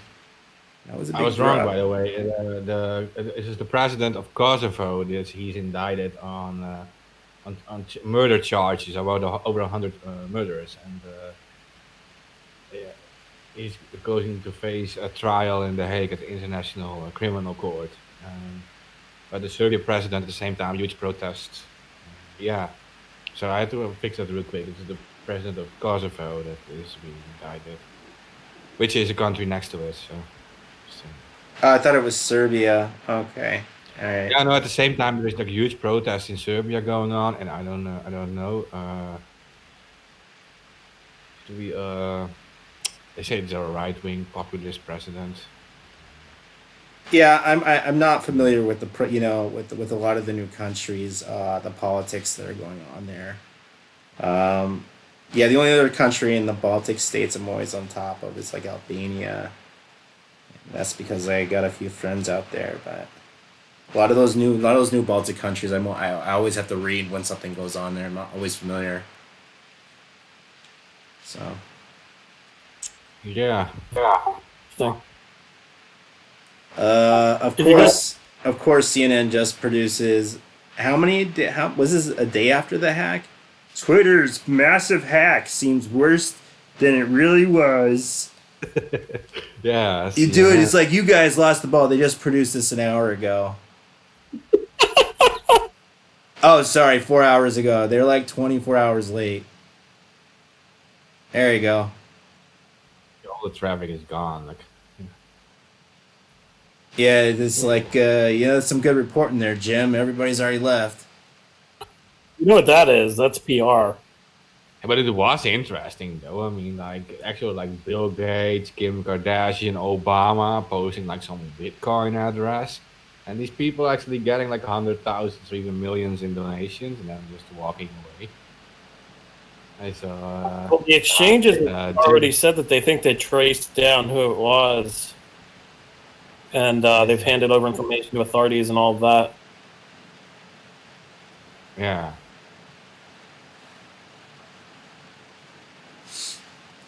Well, I saw Jake Davis, a topiary, making like a funny remark about it, like so that you hack all these celebrities and then you use it for some shady Bitcoin scam, and you don't use it to start like World War III, like which makes Oh sense. yeah, that could have went way worse. Yeah. At least it was Bitcoin. But Bitcoin's traceable, so I'm not entirely understanding. What? Okay, so out of the Blue Lakes, there was a document that says that Darknet, and this is obvious, but it's like Darknet transactions are being swapped from Bitcoin into Monero. Well, That's no been going on shit. for a long time.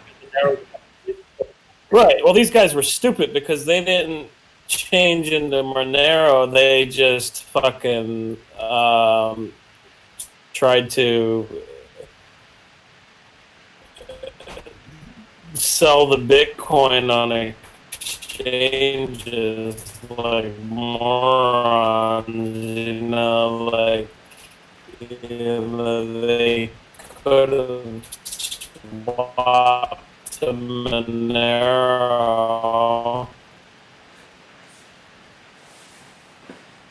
and just Monero at that. Yeah, well, I would have used Monero, to be honest. It's far better privatization methods than Bitcoin. I mean, Bitcoin's everything is in the open. But yeah, Monero is better with that. Yeah, but it doesn't matter, man. Like anybody can use Bitcoin and then a mixer and swap it into Monero. Like, and I'm not giving fucking advice on how to do that, but I'm just saying, like, that's what it.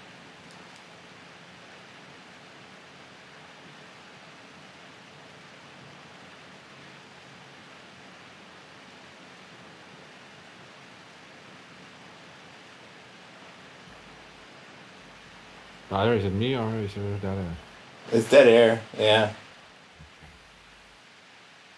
Yeah, but what was going on? Like AK said that you can do a swap on an exchange, bring it to an anonymous Monero wallet, or even the Monero. There's actually quite a fit. There's Bytecoin, which has no public ledger. There's quite a few of them that don't.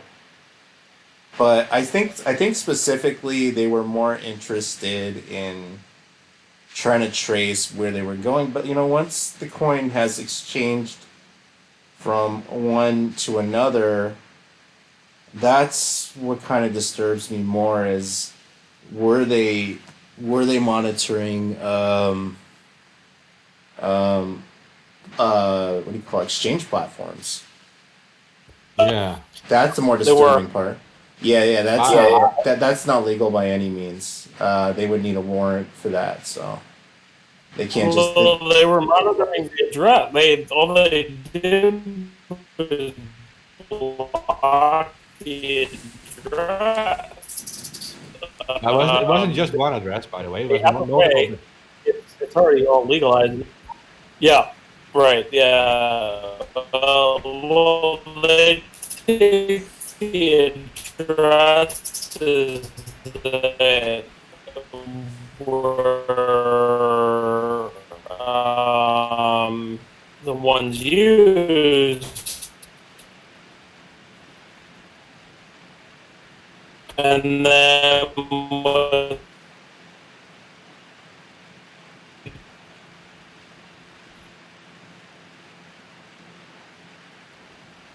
alien slow talk. Yeah, that's how it sounds. Yeah, if I would be doing it, I would be doing it. Would probably put it in some smaller privacy coins and make them. They will literally boost their value like so high, then you sell it again, it makes so much extra money. But yeah, whatever. It was a good trick. They showed again that platforms like Twitter are not as secure as we think they are. And also it was interesting. I saw a few reports about this, and that is that I'm not sure if this is true because I didn't saw the proof yet, but I saw some journalists writing about it, that they hacked into the admin panel and it was visible that there were actual shadow bans on hashtags and like boosted hashtags too, so that they literally have a button to like ban hashtags and boost hashtags, for example. It was pretty much that we already knew. Go ahead. No, it's what we already knew, but I mean, like, it was pretty much confirmed. Yeah. Oh yeah, no. If that's confirmed,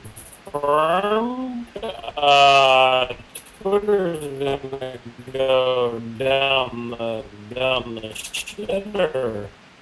Yeah, I think so too. I think so too, because it's no more. Here's the thing, like, there's no.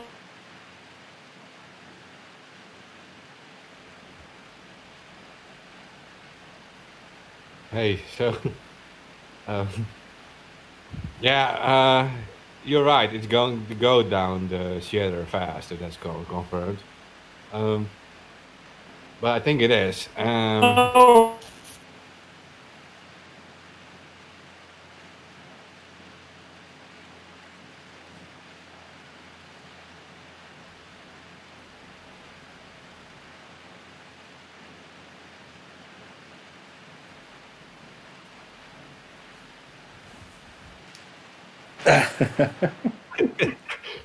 I'm freaking out here. I'm even scared to say something. Like, just scared to talk over him, right? Yeah, because then it's no longer a public marketplace. It influences whatever is said, it influences speech, and it makes decisions on what is allowed and what is suppressed, and that makes it an active partner and an active PR company, so to speak, involved in promoting certain things and other things, stopping them, makes it politically involved. So that removes all their rights to being a neutral platform, so they can no longer use that. But that's true. Yeah.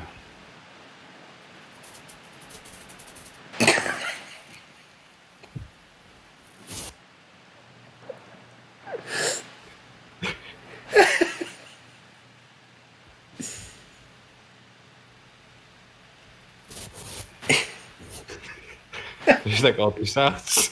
I don't even know. I don't know what to do, Tyler. Like, AK, I think you're no. I don't know what's going on. I know you can hear me, but when you speak, it's nothing now. It just sounds like a I don't even know. let me see if I can even message you.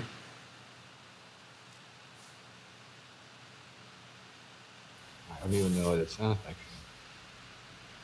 It's like when a mic breaks.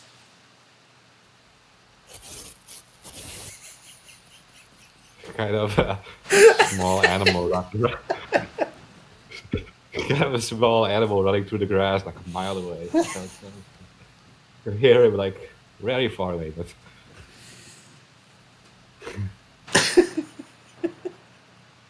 Speech disorder. I just fell back in my chair. Sorry. can you hear me? I can hear you now. All right. So basically, my sound settings got reset when my headphones died. So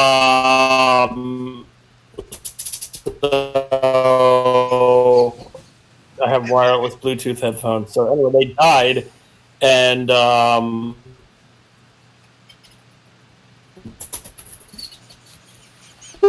apparently.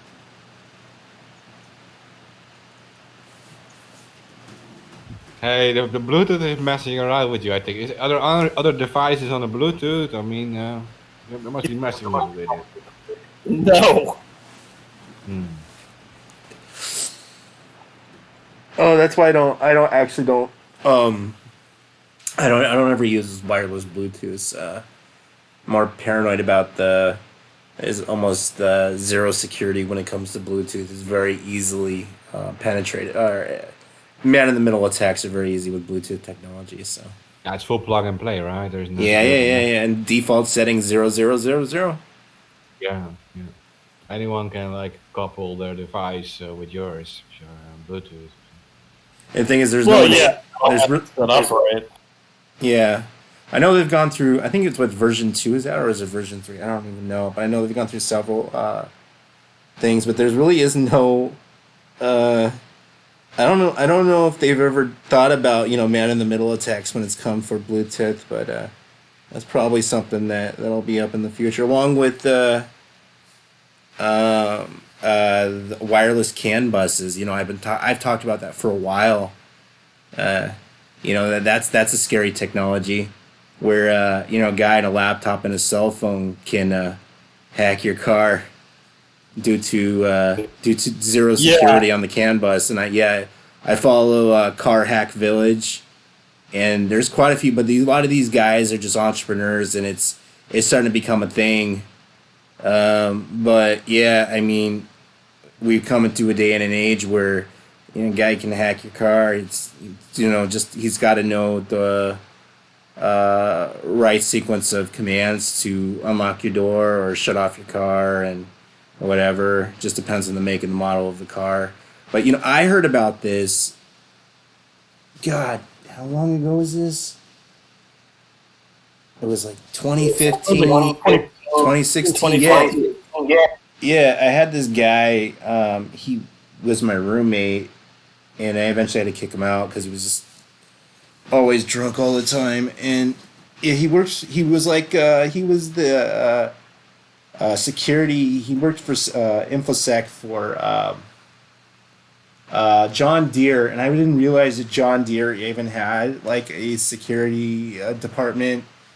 Yeah, and he was telling me, yeah, they used this. There was this guy with this pink hair came to John Deere, said, "Hey, I'm gonna make this all public," and it was some sort of flaw where their wireless equipment that runs on the automated farms, if somebody could get into the CAN bus, they could tell the seed shifters to go a couple inches higher, and then they would basically destroy America's food supply for the mega farms. And yeah, he was telling me this years ago, and I guess it's now a thing. But yeah, so they basically paid this guy to disappear, and they got rid of the security flaw. So, but apparently, automotive makers really haven't done the same. Remember, there was that guy that proved that he could hack a plane. He could move the rudder. Yeah. And that also came out with the WikiLeaks Vault 7, Vault 8, that vehicles were hackable and planes and trains. Okay, well, yeah, cars, the automated key locks are not that difficult to brute force on. I mean, you need a, okay, so you can do it with a laptop and an SDR. You can run it's a software-defined radio, and you can run a brute force attack against a car code. That is like, okay, these kind of things are often shown at talks, like at DEF CON, for example. I mean, this is just insecure, and you can do it. There are a lot of methods for it. You can spoof a signal from this wireless key thing, and then use a code breaking attack to brute force. Yeah, it's a fob, like he said in the chat. Yeah. I forget what it stands for, but yeah, he's right. Yeah. Okay, but you need a specialist for that, and to be honest, brute force attacks can take a while, and you need to be in range of a car, and at that level it makes even more sense to like brute force it, like with an actual hammer and beat in the window, because that is a lot faster in some ways. So, but yeah, it is scary that you can do it. But you need to be in the range, and you're standing there with your laptop looking at the car or whatever all the time, and you're in range of the receiver. And but if you're in a large parking lot and you're spoofing a signal from a specific brand or whatever, and you start brute forcing, it makes sense that you're unlocking multiple cars, I guess. Okay, guys, you want a car? Yeah. But one specific car, yeah. I mean, faster. You need to brute force. You're just standing there. Okay, it makes sense. You just run. You walk to the car. And you just beat in the window, and you steal the car. I mean, that's the easier option, right? Yeah. But I mean, like, you can also use like signal. Like there's. I remember seeing a video. There was a guy who attached like a fucking antenna to his computer, and he had like this like ridiculous range for being able to hack into cars. Like he was like able to do it from like miles away. And he said that basically that you can gain access to the car's computer system and brute force it pretty easily. This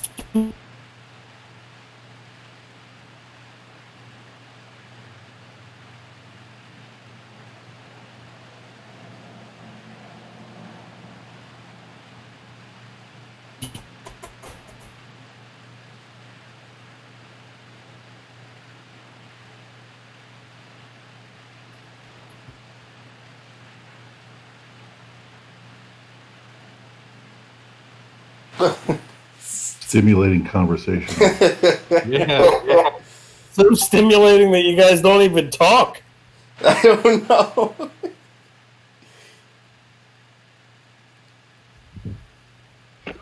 Yeah, I saw your bar highlight, but there was no sound. Yeah. Who? Me?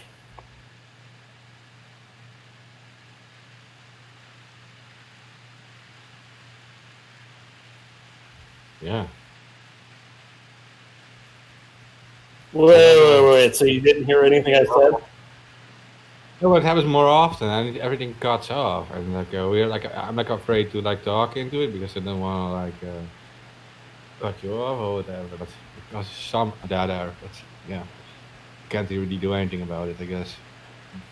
Yeah, we gotta stop using Discord and jump on like Jitsi or something because this is ridiculous. Like, it's a problem with Discord. Yeah, Like, I know don't because on know how Telegram you it's guys- fine.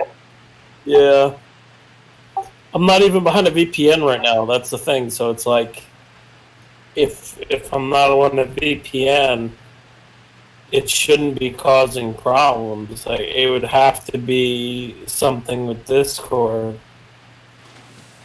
Like right now, it shows full green bars. Earlier, it was showing yellow, and it was like lagging. But now it's showing full green bar.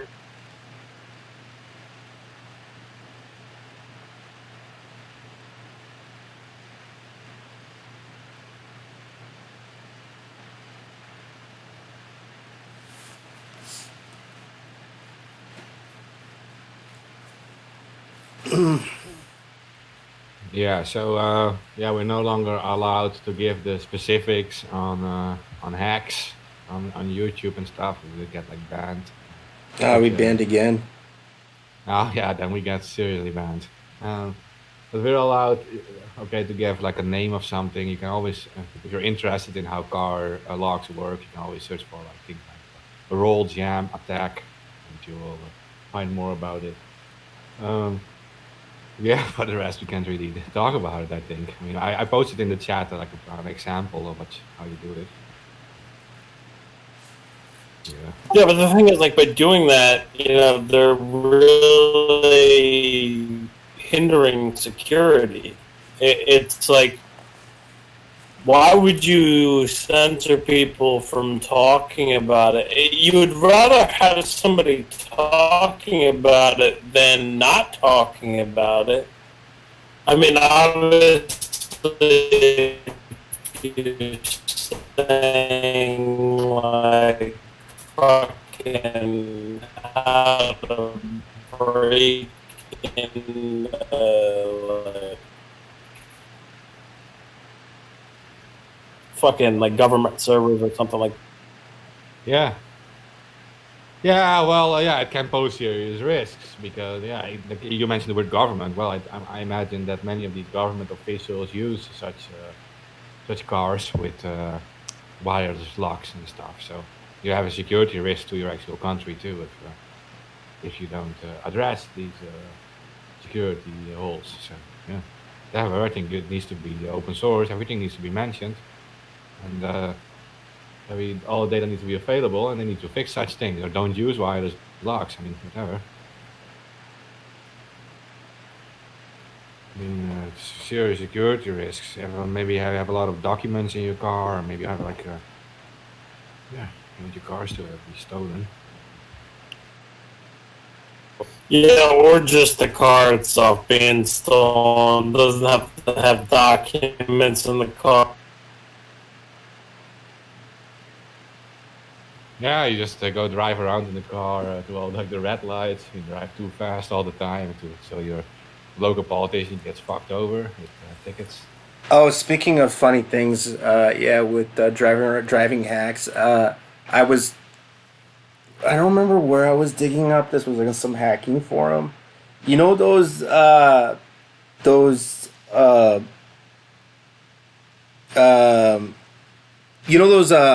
traffic signal things that they use, say, hey, slow down this for construction. A lot of them, all you need is a PS2 keyboard to type in what they say in there. Literally no security. Yeah. It's stupid, right? Yeah. It's like this. I'm really. When you have such examples, I really get afraid of the whole IoT society that's coming. Like, nothing is secure. Nothing does anything. They don't do anything.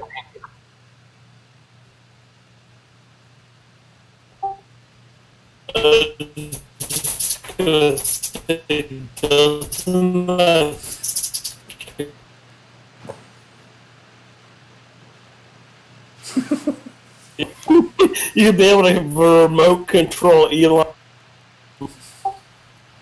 You know how his Twitter account got hacked and his Bitcoin address was posted? Somebody's gonna remote control it. No, that's going to happen, definitely.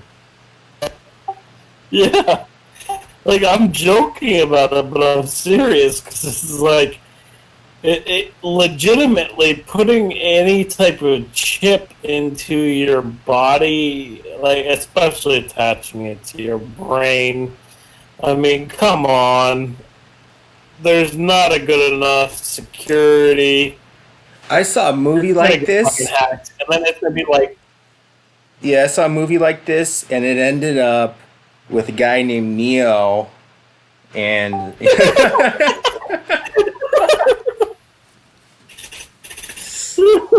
was a good one. yeah. I can tell you, kids, this doesn't end well. This ends with the apocalypse. I swear to God. Yeah, but- the Matrix had it right. Yeah, but it kind of is already like that because you're going to connect like Elon Musk's chip. He wants to really insert a chip in your brain. And he says it's going to cure Alzheimer's and everything. But He doesn't know anything about. Yeah, he doesn't know anything about medicine. No. But I was thinking about like the Matrix thing. There you have like the humans powering batteries. The humans are like the batteries, right, powering the system. But in his chip, the human body, I think, is also powering the chip already. So you're already powering a battery as a human. Like, this is pretty close to like the whole Matrix thing, especially since he is so obsessed with the whole simulation theory, that everything is a simulation and things. No, he watched the Matrix a little too much, I think. Yeah. Oh, speaking of the Matrix, we only have like a minute left.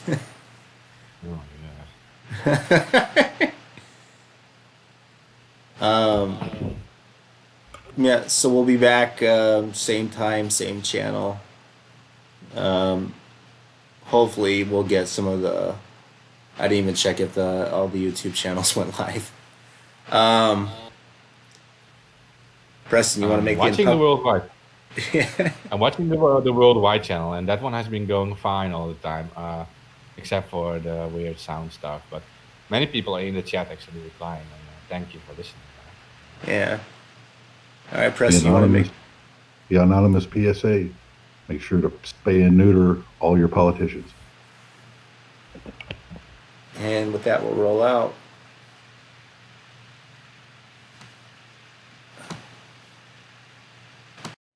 hereby declare this to be an unlawful assembly.